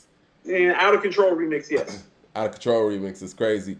I liked I'm gonna actually, I think that's Eminem's best produced song. I like Ski Mask Way. Ski Mask Way is the best record on there, probably. I think it is. Yeah, Ski Mask Way is the best record on there. I like Disco Inferno. I'm cool with Disco Inferno, actually, Mike. I'm cool with Disco Inferno. I like that record. I like Rider Music. And I like Go Give Me Style, Go Give Me Grace. God Gave Me Style is a dope record. That kind of harkens back to his mixtape days a little bit. You're saying a lot of these records are dope. They're just dope, Mike, as in like they're 4s out of 5s, and you just like named almost all the dope records on there. It's like 22 songs. You just named It's the too 4 or many 5 songs that are on there. good. And I do agree with that. It's too many songs on there. Mad That's what I'm Max saying. says, Coop, excuse me, Coop, 50's mixtapes and G Unit albums are better than his albums except for Get Rich or Die Trying. Going He to the plays up against T.I. massacre. Versus, he gonna get crushed. He So said, they're going not. to the massacre, it's not about the albums, mixtapes, and group albums. Count 50 Smokes T.I. If you count all those things, 50 Smokes T.I. No, he doesn't. Baltimore Love thing was hard too. If 50 brings some of that mixtape shit over here, we're gonna bring some down with the king shit over here, Mike. How you feel? Oh, T.I. got shit. Now, Yeah, T.I. got mixtape shit too. You all just don't know. We can play. I'll put Down with the King up against all those 50 mixtapes. Won't you, Mike? I would, yeah. Yeah, I yeah. would. He's rapping crazy on there. Yeah, you need to stop that. Some of T.I.'s best rhyming stuff is actually on his mixtapes too. It is. Yeah. Yeah. So check yourself and go listen to Tip's mixtape catalog before you sit up And there. I think T.I. got a lot of really high level features and stuff too. That you can play. No, that's what I'm saying. Rigor Raw's right. There's 6 or 7 joints on the Massacre. It's like, well, how many tracks is on there? Like 20. Yeah, so like it's way too many songs on the Massacre. So hold on. So once again, much like Donda, if a third of an album is dope, guess what that means about the album? It's not dope because there's another 2/3. I didn't really like Piggy Bank like that. Piggy Bank hasn't aged well. I liked it more when it came out than I do now. My Toy Soldier. Yeah, he just had too many songs on the album. Yeah, but 1/3 of an album doesn't make an album good. That's what I'm saying. Like the 7 tracks that are good, it's like 20 songs. Some mid. Well, you know what? You know what? I'm with it. I want to see a T.I. and 50 versus. Break the weed up on it like Jadakiss said on Checkmate. Because ain't no really good shit on there. What about, speaking of Jadakiss, how do you feel about T.I. and Jadakiss? Huh? What on the Massacre we're going 50's greatest hits? I think what would go on there would probably be the Out of Control remix. I think Disco Inferno. Yeah. I think I wouldn't be mad if My Hood, but that's not like a hit song or whatever. But I think that's one of his stronger songs. Okay. I think Ski Mask Way, Baltimore Love thing. You know. Yeah. Ray Rim says Mike Coop keeps running from that 50 versus Jeezy smoke. Pretty soon he'll be replacing Jeezy with Michael Jackson. No, I've said this. We're still going to do the Jeezy thing, but I'm just saying the way y'all are talking about him makes me want to pick somebody on a level that y'all keep placing him on, so I can show you all that he's not on that level. As in, if you give me T.I. or Wayne, I'm going to embarrass his catalog. Like he's only going to win 5 records against those guys. Embarrass his catalog. Billy Barr says 50 has Beg for Mercy. It's a rap. Should be begging for mercy that album didn't get made. That shit wasn't hot like that. Beg for Mercy's like, hard. What are you talking about? Beg for Mercy's not like that. What do you play off Beg for Mercy still to this day? I still play Poppin' Them Things. So do I. And that's the only record on there I still play. Nah, man. Beg for Mercy got some joints on it. I was just playing Straight Outta Southside. Banks is the highlight of the record. She had my balls head first like a soccer star. Like, no, he's not even the highlight of the record. Like, stop that. I like Banks on Straight Outta Southside, too. But that's on the second one. Yeah. Beg for Mercy's cool, but it's like Poppin' Them Things is the only classic record on there that held up. Speaking of not holding up, I just got to keep it real. And I know they went by votes. And I think they probably did this on purpose. They went ahead and left Eminem off. And this is Rap Caviar, by the way, who put together this Mount Rushmore. And then they went on fan votes to vote for who was going to be in the 4th spot. Eminem overwhelmingly won with like 70% of the vote. But let's just be real, man. His music just did not age well. Like, no one listens to... White people voted. Okay. A lot of people voted, I guess. But if he won 70% of the vote in a hip-hop poll, white people voted next. So... I'm not being that same. The Eminem show just released it had like a re-release. I don't know if any of you guys heard it, but they just re-released on the 20th anniversary of the Eminem show. Did you hear it, Coop? What the extra tracks? Yeah. Why would I do that? They extra, you know. It's no. I'm taking time from a classic time. Yeah, I mean, I guess if the Blueprint would have released its 20th anniversary with extra tracks, we'd be all on it, right? Well, the Blueprint is an undisputable hip hop classic. I'm sure if Stillmatic would have released some extra tracks, we'd be all on it. I would have been up at midnight last night. Yeah. Mad Max says, Coop, besides ATL, who thinks T.I. like that? 50 music influenced other regions. LOL. The Chirac drill waves. Most of them guys' favorite rapper is 50. Now I didn't know that. Well, I got to give T.I. this credit, and I usually don't do it. So, where trap music come from? Hold on. Here's what I know. I know T.I.'s inspiration down here has created more quality music than 50's wave that you're talking about. So I'll take that any day. Like, I'll take T.I.'s inspiration just down here in Atlanta and the artists that he's influenced and done work with over all that shit you talking about 50. Well, who would you say are T.I.'s influences? I mean, not T.I.'s influences. Who has he influenced? I mean, I think most of these guys trying to be on the radio down here in some sort of shape or fashion themselves after Tip, quite frankly, Mike. Like, they either fashion themselves after Future or after Tip. They don't fashion themselves after Jeezy. They don't fashion themselves, maybe some Gucci, definitely no Luda. Who do these Atlanta rappers fashion themselves after? Who do they really want to be like? They're saying that T.I. is an afterthought. I don't agree with that because it's like he has a better catalog than 50. Y'all talking about 50's legacy. Like, 50 has one great album. That's why y'all keep going to his legacy, because he didn't do like great material like that. Just talking about the people that he influenced. He came along in a weak time, Mike. He came along at the end of Jay and Nas's run. Yeah, it was transitional. It was transitional. He's a transitional figure. Yeah. Tupac's a transitional figure too. He's just, so much better. Somebody said Atlanta artists laugh at T.I. Whew. You guys are tough in here. Atlanta artists laughed at T.I. Does this dude live in the A? Because I've been back in the A since 07, and I personally have seen Tip in very many places and been in the building with him many times, and I ain't seen damn motherfucker laugh. So what is this dude talking about? Like, niggas be popping up here saying this stupid shit, and like, they need to stop. Like, you don't be out here like I do. It's like, no, don't nobody down here in the A be doing that, fam. So like, stop saying that dumb shit. That's not how it rolls down here. Speaking of talking, man, did you hear what Nori said? Do that shit in your neighborhood for real. That's what I'm talking about with that disrespect. Don't be talking about our legends and our artists like that. Was you down here and outside with Tip out here? Because I've been seeing Tip outside since I got back from Cali, and I ain't seen one nigga laugh or disrespect in public live when I seen him. Jay Short says the 20th anniversary of Eminem show came out, and the media is highlighting a Ja Rule diss. That says a lot about the music and how it's aged. Right. And honestly, man, let's just keep it real. 20 years later, to leave a Ja Rule diss on a re-release, that's clout chasing, man. Can we call that what it is? Like, you don't have no real problem with Ja Rule. I'm sure M's seen Ja Rule since then. Ja Rule's cool. Everybody's older. These guys are nearly 50 years old. To leave that diss on a re-release of a 20th anniversary, that's clout chasing. But you know what? I will say this. Interscope always finds a way to sell controversy, even if something's old, stale, and over. I mean, since we're here on the Interscope thing, they're very problematic when in terms of how they really will use artists in this community and promote them and make them big, big stars, but also use the media to tear them down and tear them apart. They're very problematic.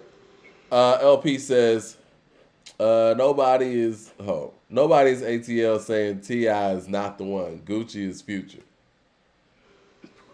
What did he say? I don't know. I think he was saying nobody in ATL is saying T.I.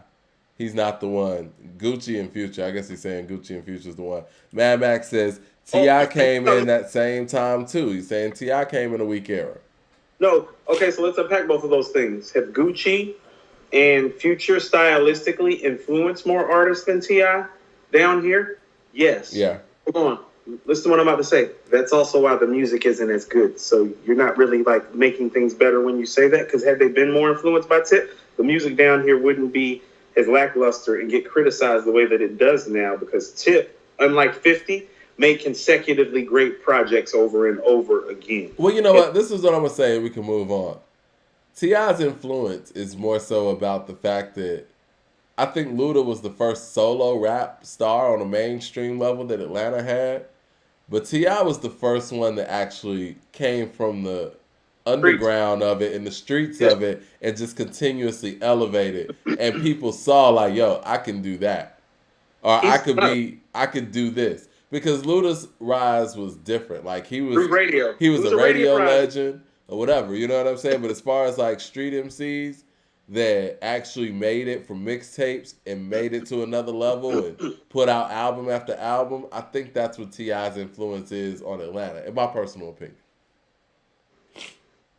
But that's what I'm trying to say is that people don't understand is that like, okay, what 50 did in New York? Oh no, people have taken New York like that before. You understand what I'm saying? Not like that. No. Wu-Tang had the streets like that, Mike.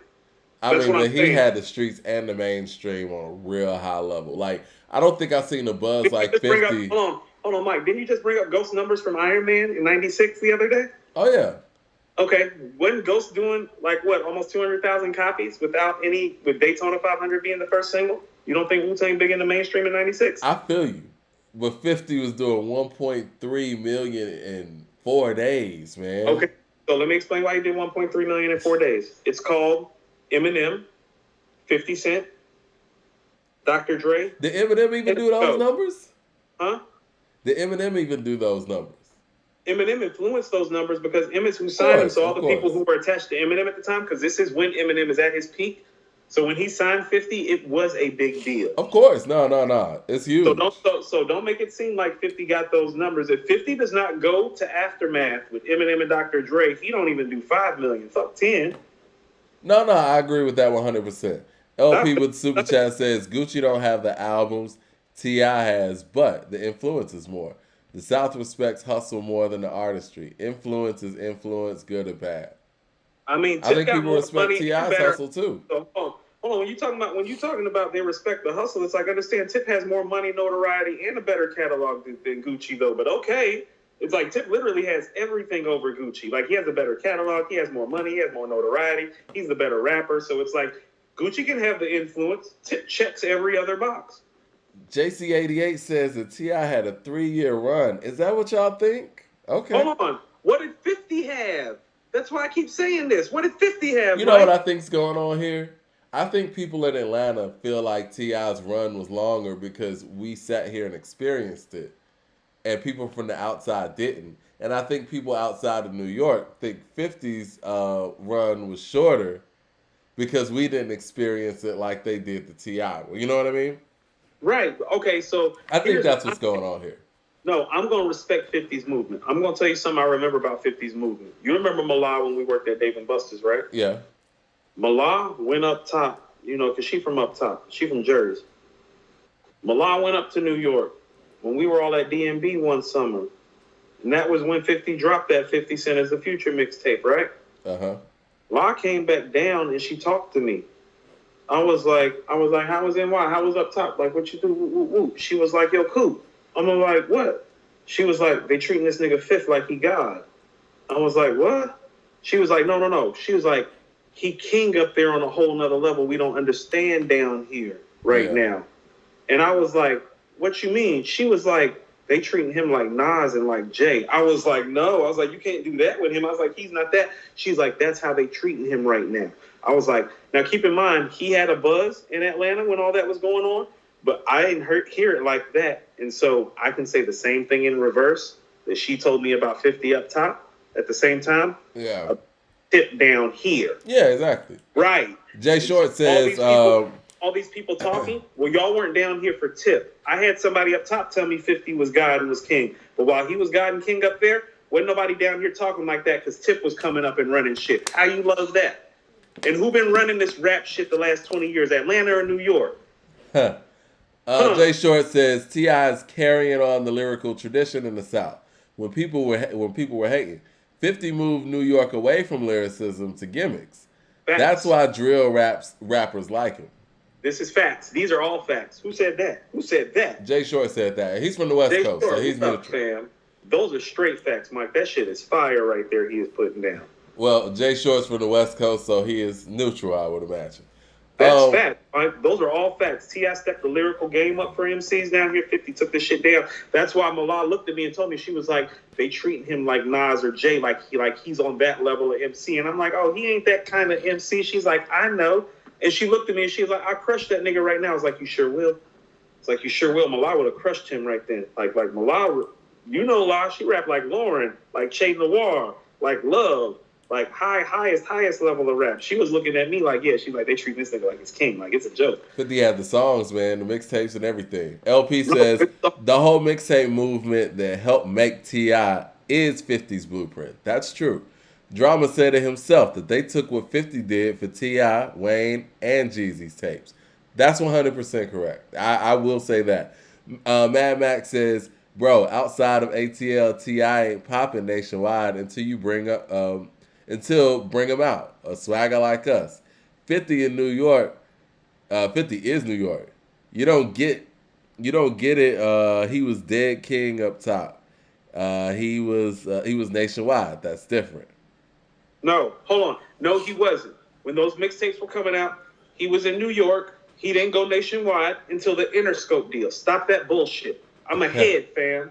Stop that bullshit. But you got to admit, though, his nationwide rise was crazy, man. His nationwide rise did not happen until he signed on the dotted line with Interscope and they started promoting him. He was a New York nigga. I remember the first time I heard that he signed to Shady was one of the mixtapes. He was rapping over Eminem Soldier beat. Yeah. I wish they put that on this extended version. People acting like he had some sort of buzz. Man, the buzz started with In the Club Drop. Stop that. Nah, the buzz started with Wankster. We ain't gonna do that. I'll give you Wankster. Yeah, the buzz started with Wankster. And that was on the 8 Mile soundtrack, all Interscope stuff. But yeah, Wankster was the buzz. Hold on. Wankster was on what? That was on 8 Mile. Say that again, Mike. I'm sorry, I couldn't hear you. Wankster was on what? It was on the 8 Mile soundtrack. Who's out? Hold on. Whose movie is that, Mike? That's Eminem's movie. But let me say this. Distributed by who, Mike? Mike, distributed by who? That's an Interscope. That's an Interscope project. Oh, okay. No. So he did that, or did Interscope and Eminem's Buzz and 8 Mile do that? I'm sorry. Let me ask you this, though, Cool. Let's get it together. What song do you think, or not do you think, what song were people playing off of that album the most? Was it Lose Yourself, or was it Wankster? Public radio, mass consumption, popular hip hop. I don't want to talk about the other folks. Hip hop's Wankster, yeah. Hip hop's Wankster. So just for that alone, I personally like Rakim's song on there, although I thought it could have been better. But yeah, just for that alone, this man can't be on Mount Rushmore. You had your biggest song, probably one of his best songs, "Lose Yourself." Didn't he win an Academy Award for that? It wasn't bigger in hip hop than Wankster. No, I actually like Wankster, and I actually like 50, actually, Mike. And I think people are taking some of the things that I'm saying the wrong way. But what we're not about to do is place people high because they made one great album and make it seem like they had some sort of all-time great run. 50 had a great moment. That moment is attached to a lot of ancillary help. Musically speaking, I will give him the creative license and brilliance of Get Rich or Die Trying. It's one of the greatest rap albums ever. Mike, you know my boy, Eric Boyd. That's the only dude I've ever lived with other than my cousin Six. Eric literally walked into my room one day when we were roommates because I played Get Rich or Die Trying so much. He said, if you play this nigga 50 one more time, I'm going to take my gun and shoot you like they shot that nigga on Many Men. That's how much I was playing Get Rich or Die Trying. You know, like, and you know what? I was on the opposite end of that. I don't even like the dude. And Eric is straight College Park nigga. He don't fuck with 50. DeCarlo says Dre, Snoop, M, and 50 literally their own Mount Rushmore. What Mount Rushmore would that be specifically? I don't know. Because those are all different time periods. A great transitional figure. Yeah. But the guy made a very astute comment when he said T.I. took lyricism up or maintained the standard of lyricism for the South. Isn't like the standard. No, he took it up. He did. He took it up. No. Because before T.I. came along with trap music, rappers were at these open mics in Atlanta yelling on the mic like Pastor Troy and Lil Jon. And when T.I. came through and did what he did, people started rapping. And we know that, Mike, because we were at those open mics. Yeah. I saw the change. Like, he changed the scene. Yeah, we saw the change. We were witnesses to the change because we were artists trying to get in the game down here. We saw how he changed things. Yeah, he changed it. So the same way people feel about 50 up top, guess what? At the same time, we had Tip down here. That's why we didn't even catch 50's flame like that until Wanksta and Get Rich or Die Trying, which is what? Interscope, Eminem, The Machine. That was an inescapable buzz, though. No, it was Inescape. Mike, it's Interscope. Go look at the biggest selling rap albums of all time. Yeah. And see how many of them come out of Interscope. Because it's literally 2/3. Yeah, it's crazy. 2/3 of the biggest selling rap albums of all time have come out of Interscope. So what did you think was going to happen? And that's before Get Rich or Die Trying. Well, you got to go listen to Beg for Mercy. Yo, let me get to Nori's tweet real quick. I don't need to remember that, Mike. It was just a... So Nori went in on, I guess, artists in general, right?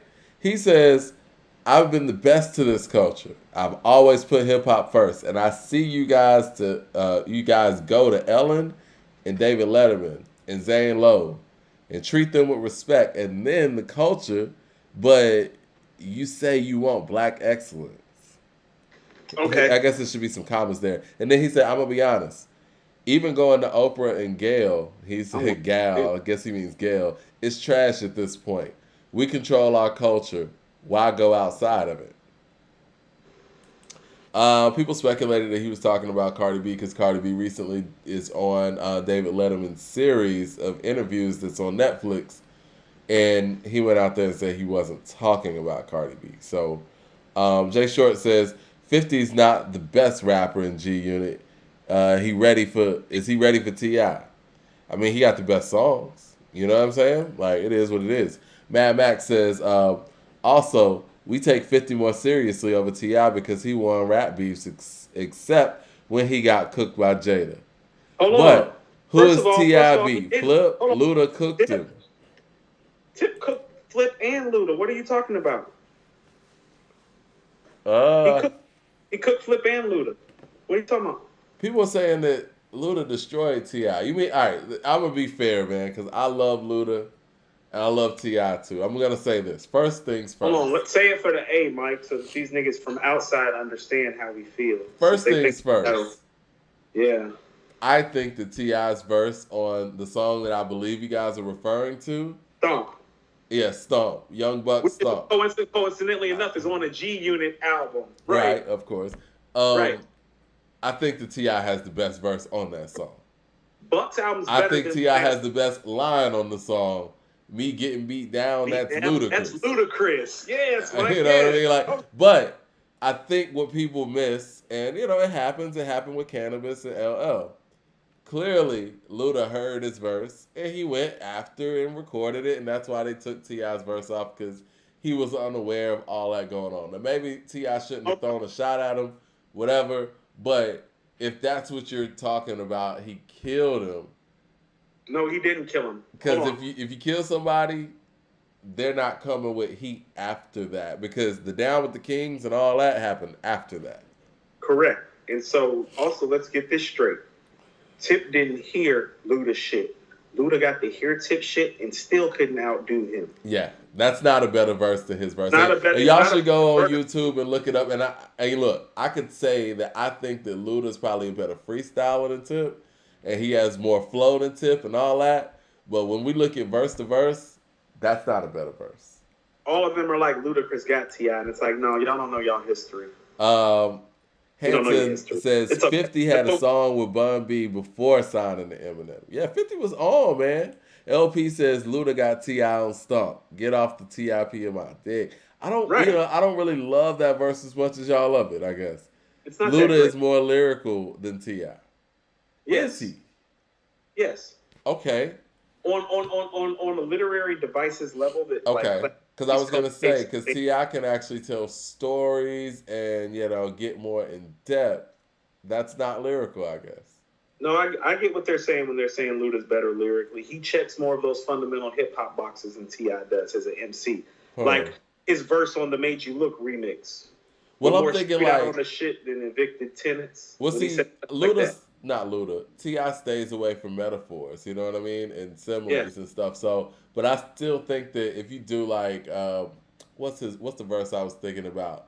It was like A-Town veteran. Started at 11, went and bought an 8 ball. I've been staying down ever since. That's why it's hard to find another rap nigga better than the Bankhead resident, West Side represent, Pimp Squad mobster, Grand Hustle president, heart of a lion and the nuts of an elephant. Trap music, heaven said, hating in is evident. You trying to stack precedents, I'm trying to set precedents. The comparisons insult my intelligence. Real recognize real and real you ain't never been. That's not lyrical? Hold on. Stop for a second. You know what he just did? He's using literary devices in the abstract term and connecting in the same way Nas does. That's what I'm saying. It's like, what are y'all actually saying? And I feel Luda. I love Luda. But I think people are getting caught up in the words flipping. Right. But what I'm trying to tell you is that the verse that you just spit, the way that he formulated it, is the same way Nas formulates a lot of his thoughts and spits it out, and it gets called what? Genius. And the best stuff ever.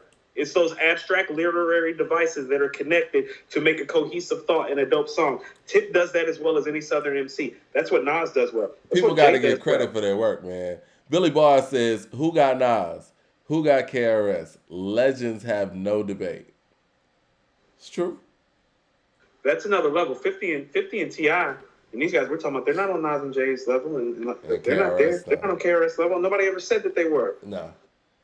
50 somewhere way back behind Tip overall. Anyway, like Tip's like borderline 20, 25. Like 50's like 40 on the list. Like I think that Master Ace has a classic rap album too. We don't be talking about Master Ace like that. This is my thing, man. I think Diamond D, Stunts in hip hop. Black Moon, The Shining, you know how many dudes have made one classic rap album that had the scene for a minute? Come on. I think that T.I. has shown us that he could do more than Ludacris lyrically. Yeah, he's more versatile. That's like you're saying, he's more versatile. What you going to get from Luda, you're going to get from Luda. Hey, can I interest you in the DOCs? No one can do it better. How many guys have released one classic rap album? It happens all the time. Well, there's levels to the classic level, too. And DOCs is high. Pretty high, Mike. Yeah, DOCs is high. No one can do it better by the DOC, Mike? Yeah, that's very high. High level. That's very high level. Marinette says Luda killed T.I. on Wish You Would and Top of the World. Okay. LP says that's how 90% of the beefs work. One person makes a diss record, the other person hears it, and then they respond. T.I. didn't go back at Luda. Luda watched T.I. That's fair. I think that the fact that T.I.'s career trajectory continuously went up proves that he didn't kill him, but hey, that's just my opinion. Hold on. How about this? From the moment that those disses got made, how did their careers go? Exactly. So what y'all talking about? I'm just saying. Because one person ascended and one person descended. Yeah. But okay, you're telling me that he faded him, though. If you catch a fade like that, you're going to catch the fade, right? Why wasn't he affected by it if Luda had it like that? Because he didn't have it like that. Because he didn't fade him. Because nobody down here thought that. Nobody down here thought he got faded. And guess where those guys are from? No, right. No, for real. So the respect in this community and part of what helped Tip thrive is that all of us down here is like, yo, the nigga Luda heard Tip verse and still couldn't fade him. Oh, shit. Like, this nigga Tip. That's how that happened down here. I mean, I heard it and was like, okay, that verse is cool, but I actually like T.I.'s verse better. Yeah. 100 carats on my chest. I'm so true to this. Yeah. I'm about to listen to that shit when we get off the phone. He dripping on that track before drip is a thing. Right. He dripping on that track. He's like, nigga, all you get is Rodney Dangerfield. No respect. I'm a bet you can bet that. I caught some cases, but this just a minor setback. Whoo! Yeah, he crazy. With a five, there's a fried and a six pack. Shit was fire. Hold on. And hold on, and never get this twisted. He's living that shit he is talking about right there, too. That flow was crazy, man. Yeah, his flow was crazy. He's living this life that he's talking about right now. Living what a saying, my rhymes. LP says, Jay's career went farther than Nas. Nas ain't win. It wasn't immediate, though. Jay had to dig himself out that hole. Jay's career went further than Nas. Where have you been the last 3 years? Well, he's talking about after Ether. Hold on. After the beef, if I'm not mistaken, Nas made Godson, right? He did. Made You Look was heavy. I remember hearing Made You Look for the first time thinking like, yo, man, this might be the best Nas single I ever heard. It is the best Nas single. His best release. It's his best release song. He made his best single, which is on some street rap shit, after the beef. What are people talking about? And he got a platinum plaque off of it. Godson actually has hit records, street records, and platinum respect. What are you talking about? What did you think about what Nori had to say? Not a lot, but I'm going to tell you why. If you want respect, you have to behave in a manner as such that garners the respect. I'm going to go back to some people that we often reference in our black community again. No matter for what their iniquities may have been, Dr. King and Malcolm X were men of respect. Okay? Yeah. He seems to be seeking respect that he really hasn't earned. And I'm going to say that respect. As a journalist, because he's naming some very proven journalists. Yes, because and respectable journalists. There's a lot of no, I'm not going to use any of those negative connotations. There's just a lot. There's some of the things that go on with his show where it's like, well, if you want respect as a real interviewer, then stop doing some of the immature hood politics things, like the whole stopping for a shot all the time. You know, like, because here's my thing, and I told you this. It's like, well, how you gonna get KRS-One or Rakim or Cool G Rap to come in there? You think they're 60 years old? They want to drink and smoke weed with you all night in front of the camera for their legacies and who they are? You think Chuck D about to come in there and sit down and burn it down with you? He's Chuck D to people. And so it's like, if you want certain things, why don't you put yourself in a position to have the things that you want? Because you have the money and the clout and the respect within your community to do it. Why don't you start changing some things so you can have what you want? Because I mean, we've seen Joe Budden do it. I mean, I don't know if you saw the Joe Budden Isaiah Rashad interview. It's a very good interview. I've not finished with it, but I have been watching it, and it's excellent how comfortable he's making Isaiah Rashad feel. Yeah. It's excellent. It's excellent. Joe Budden does a very good job.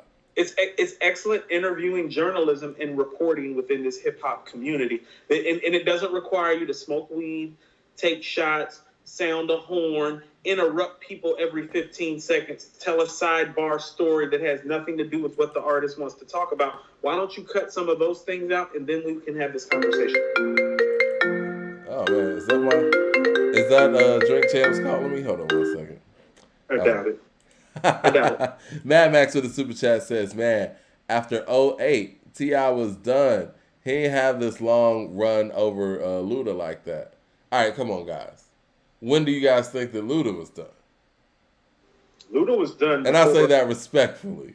I say that respectfully too, Mike. To be honest with you, I don't remember too much from Luda after that Stomp verse. Yeah. That LP was one of the says, last things he did of notoriety in the music business. LP says, so why they say that Jay won the war, Coop?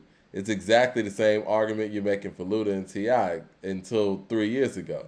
Jay had a better career post-beef. No, he didn't.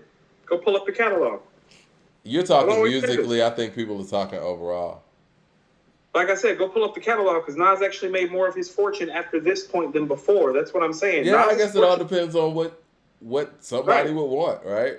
That's what I'm saying. Nas's fortune actually increased post this time. Yeah. Nas made... Okay, so if we were to rank Nas's 10 best albums, because he's got like 14, right? You understand, like, 5 of those would come from post this period right now. You feel what I'm saying? Right. Like 5 before this period, but 5 will come after. How can you say that? Luda started acting. Best money after this. That's what I'm saying. What you want? You want money? He made money after that. You want lifestyle? Well, he got married and had a kid. You want notoriety? Well, he been had that. You want albums? We got Life is Good. We got Magic. We got KD2. We got KD1. It's like, you can't say that, dude. Distant relatives. Like, people just be saying what they want to say on here sometimes. And it's cool, but it's like, make some fucking sense, though. Reggie said, R.I.P. Ray Lotto, Goodfellas, a mob movie classic. Yes, yeah, he died in his sleep last night. Yo, I want to piggyback on something you said, and I agree. I think that you got to kind of... First of all, I want to know who Nori is actually, directing this to. Like, you got to be specific with that. You can't just say that, because they get a lot of guests. They get a lot of people to show them love. And I think sometimes when you don't get the love in certain areas, you kind of ignore the love that you're getting. They've had some legendary interviews. I mean, he's had Kanye West on his show. Kanye doesn't do a lot of interviews. It was the interview of the year, but you want to know as the interview of the year? They actually just let him talk because his aura, his legend, and his commanding and his presence is so powerful. They let Ye talk more than they let Nas talk. Nas was on their show. I was gonna say, and Nori just said he's scared to ask Jay-Z for an interview. So you're not talking about any of them. Puff has been on your show. Like, who's not on there? Who are we talking about? Like, who are they missing? No, this is what happens. Is that like, well, he's a media personality now, pretty much, Mike. He really don't rap anymore. Okay, right.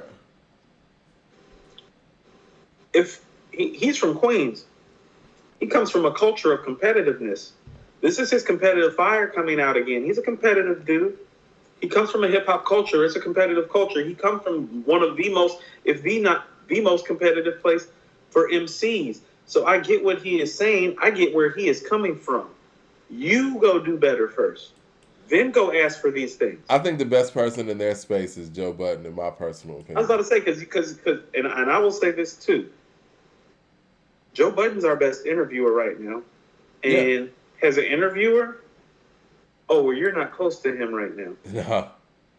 I'll say this respectfully. I can't really watch a full Drink Champs interview. It's just, they're very long. I know our live is 3 hours long right now. We about to get off, but it's like they just jump around so much on the subject meaning the actual person they're interviewing. And sometimes they don't let that person finish, and it just gets all over the place. And then shots, and it's like, it's tough to follow. Like I said, that Joe Budden interview, I was able to watch that from beginning to end. Like, it was very interesting. That's what I mean. So sometimes it can be. So I love me some Tragedy Gaddafi, and I love me some Conway. Right. That was a struggle for me to watch that from beginning to end. I think the one that wasn't a struggle was, like you said, the Kanye and the Pharrell. Listen to what you're talking about, Kanye, Pharrell, Nas. It's like, so I didn't watch the Nas. I couldn't get through the Wu-Tang one. I couldn't. Well, here's the thing. Hold on. At least with the Nas thing, that's what I'm saying, because it's Nas. He'll let Nas talk more than he'll talk because it's Nas. Yeah. LP says, the last 3 years, Coop, Jay fortune increased too. For the past 15 years, the consensus was Jay had a better career, post-beef albums, Grammys, net worth, etc. Another super chat, it says, Coop, I wanted to give Nas a 7 on Legacy because, Coop, you wanted to give Nas a 7 on Legacy because he didn't get that respect. Now you're acting like the past 3 years has been the case for the past 20 years. It's a good point. First of all, I never said 7. I said 9 instead of 10. And when I said 9 instead of 10, I said because of how you all treated him, not because of what he deserved. I said he deserves a 10. But to hear y'all tell it, he deserves a 9. So if you're going to go back and quote me, you need to quote me properly. You need to get your shit all the way together when you come. Get your shit all the way together. I'm going to pull up the episode. I'm going to listen to it after we get off. You'll listen to it because I said he deserves a 9, and I said the 9 came from how you all treated him when he was making stuff that was literally I want you people to understand, he was going multi-platinum and doing some of the best rhyme stuff ever, and y'all were saying Jay was better. And I was saying, no, that's not true. And now we're going back and listening to the music, and guess what? I told you, Mike, when I heard I Am, I was like, it's not that good, but it's not that much far off from Volume 2. Like, the people, when it came out, was acting like Volume 2 was the best album I ever made, and that I Am was a piece of trash. They both sold 3 million and 5 million respectively, but quality-wise, Nas is a better rhymer on I Am than Jay is on Volume 2, and Nas is like 3 or 4 steps down as an MC. It's just what you like to hear and who you prefer and who has notoriety and popularity. And that's cool, but that don't make it better. Mad Max with the super chat says, Nori had Nas, LL, Ye, laughing my ass off, MC Shan. He got to be talking about Drake or Kendrick or Cole because he had Big Sean too. Well, the thing is, he pulled David Letterman out and pulled Ellen out. None of those people you mentioned were on those shows. Like, Kendrick and Drake just don't do interviews, period. They're not going to Zane Lowe unless they got an interview coming up that we don't know. So LP says, not y'all. I was going to give him a 10. LOL, stop it. Jay Short says, Nori had a reggaeton run. Wrong messenger. That is funny. So yeah, we talking about reggaeton culture. We talking about black culture. I don't know. I'm about to say, what are we? I even brought up the fact it's like, well, he's half Puerto Rican and half black. Is this like the, like the Which culture we talking about, right? the melting pot culture of NYC? I mean, that's what I'm saying. What are we talking about? Yeah. Because you and I know so many people up top, Mike. I got Dominican friends, Puerto Rican, black and brown. right? Billy Barr says we don't really watch Joe Budden in NYC, fellas. Nori gets lit, but he's still that dude who keeps it real. Okay. Brooklyn Boy says, what is keeping real?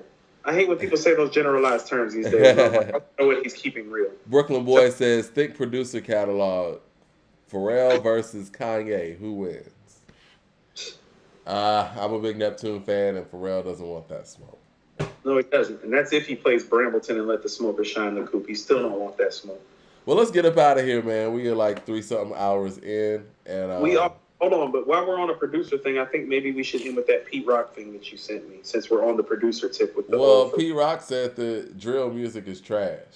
That's for all you guys that are saying 50 inspired that. Pete Rock said it was trash. How you feeling about your inspiration now? Up top. Do you agree with Pete Rock?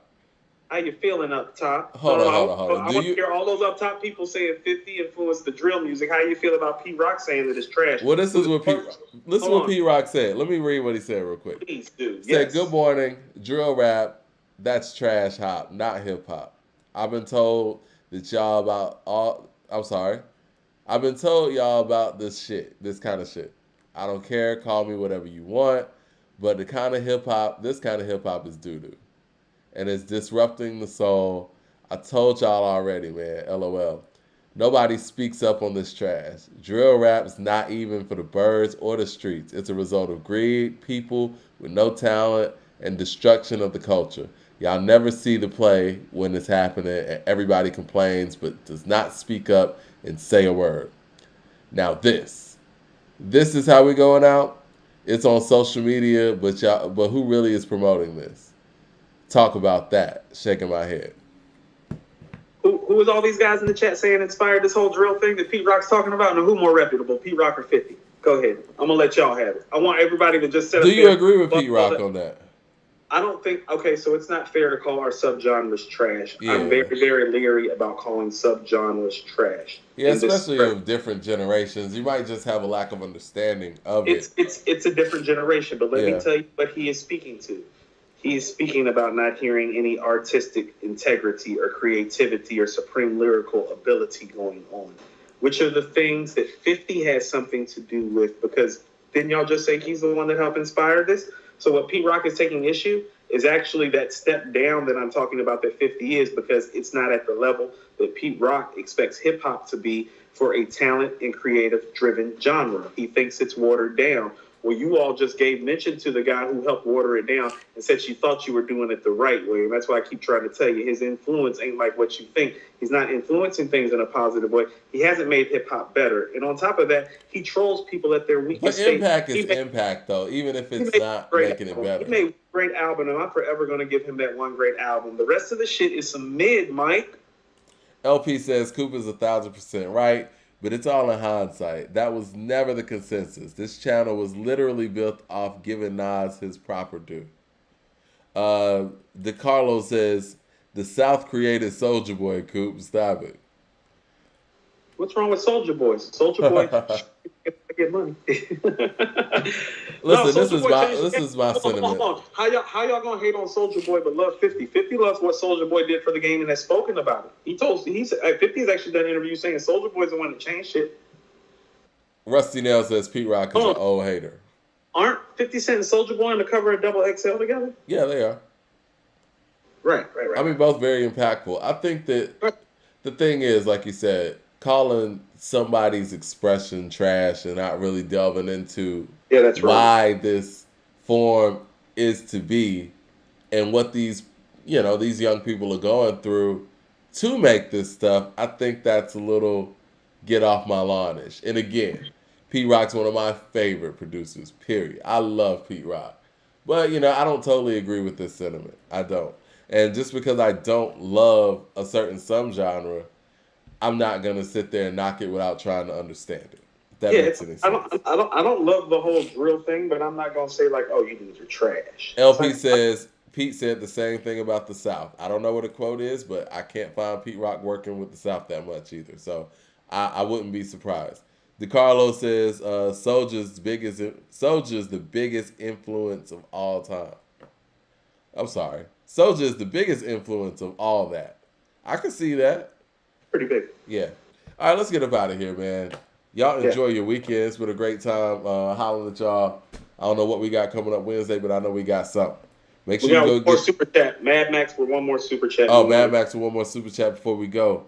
We're going to be watching these NBA finals and stuff, too. LOL, Coop bring up the Pete Rock talk about how 50 degraded hip-hop, but Wayne ain't have a bad effect on hip-hop. What he got? People rapping about drugs and female parts at every bar. Laughing my ass off. Like, come on. Yeah, I mean, you know. Hold on. Listen. Hold on. This is is the first thing my mind went to when I read what Pete Rock said. Let's back up. My mind went to Niggas for Life by NWA. Mm-hmm. Now, if we're gonna sit here and complain about some of these things, people need to sit down, listen to NWA Niggas for Life with your kids. That's stronger than I was about to say. I've already said this live on this show. I refuse to play Niggas for Life with my daughter in the car. One of the songs came on randomly one day late last year, and I immediately just had to jump and skip. My daughter's 15 and ain't no fool. And we come from a line of a certain thing, so it ain't like she don't know what time it is. But the stuff on there, Mike. The stuff there. Right. It's too much. I don't think there's anything that people could complain about in current hip-hop if they haven't addressed that. Exactly. And understand this. It's like, well, no, I'm not high on Wayne like everybody else is either, just like I'm not high on 50 like everybody else is. But here's what I will tell you about Wayne. He survived more errors than 50. He got here before 50. He stayed after 50. He's still viable right now. He's a better MC. He's a better album maker. And so he might be just as ignorant, but what he has proven himself to be before, during, and after is a better music artist. How about that? Reggie says, NY gave us 6'9". You're welcome. And on that note, we're out of here. Stop that. Good night. DeCarlo says, 2 Live Crew too, Mike. Yeah. Ooh, nasty as you want to be? Yeah. But Niggas for Life is next level. Niggas for Life is up. Yeah. LP says, hustle over bars starts with No Limit. Nah. I think that's the biggest blaring one. But. My man Gary Austin, who was my best friend in high school, who was a big No Limit fan, will lay claim to this too. I wasn't big on No Limit when they had their run either. I wasn't either. Quality. I didn't like it. Yeah. I like Murder's album. I like Mystical's album. I like Ghetto Dope. Yeah. All right. We're going to holler at y'all. Y'all have a great weekend.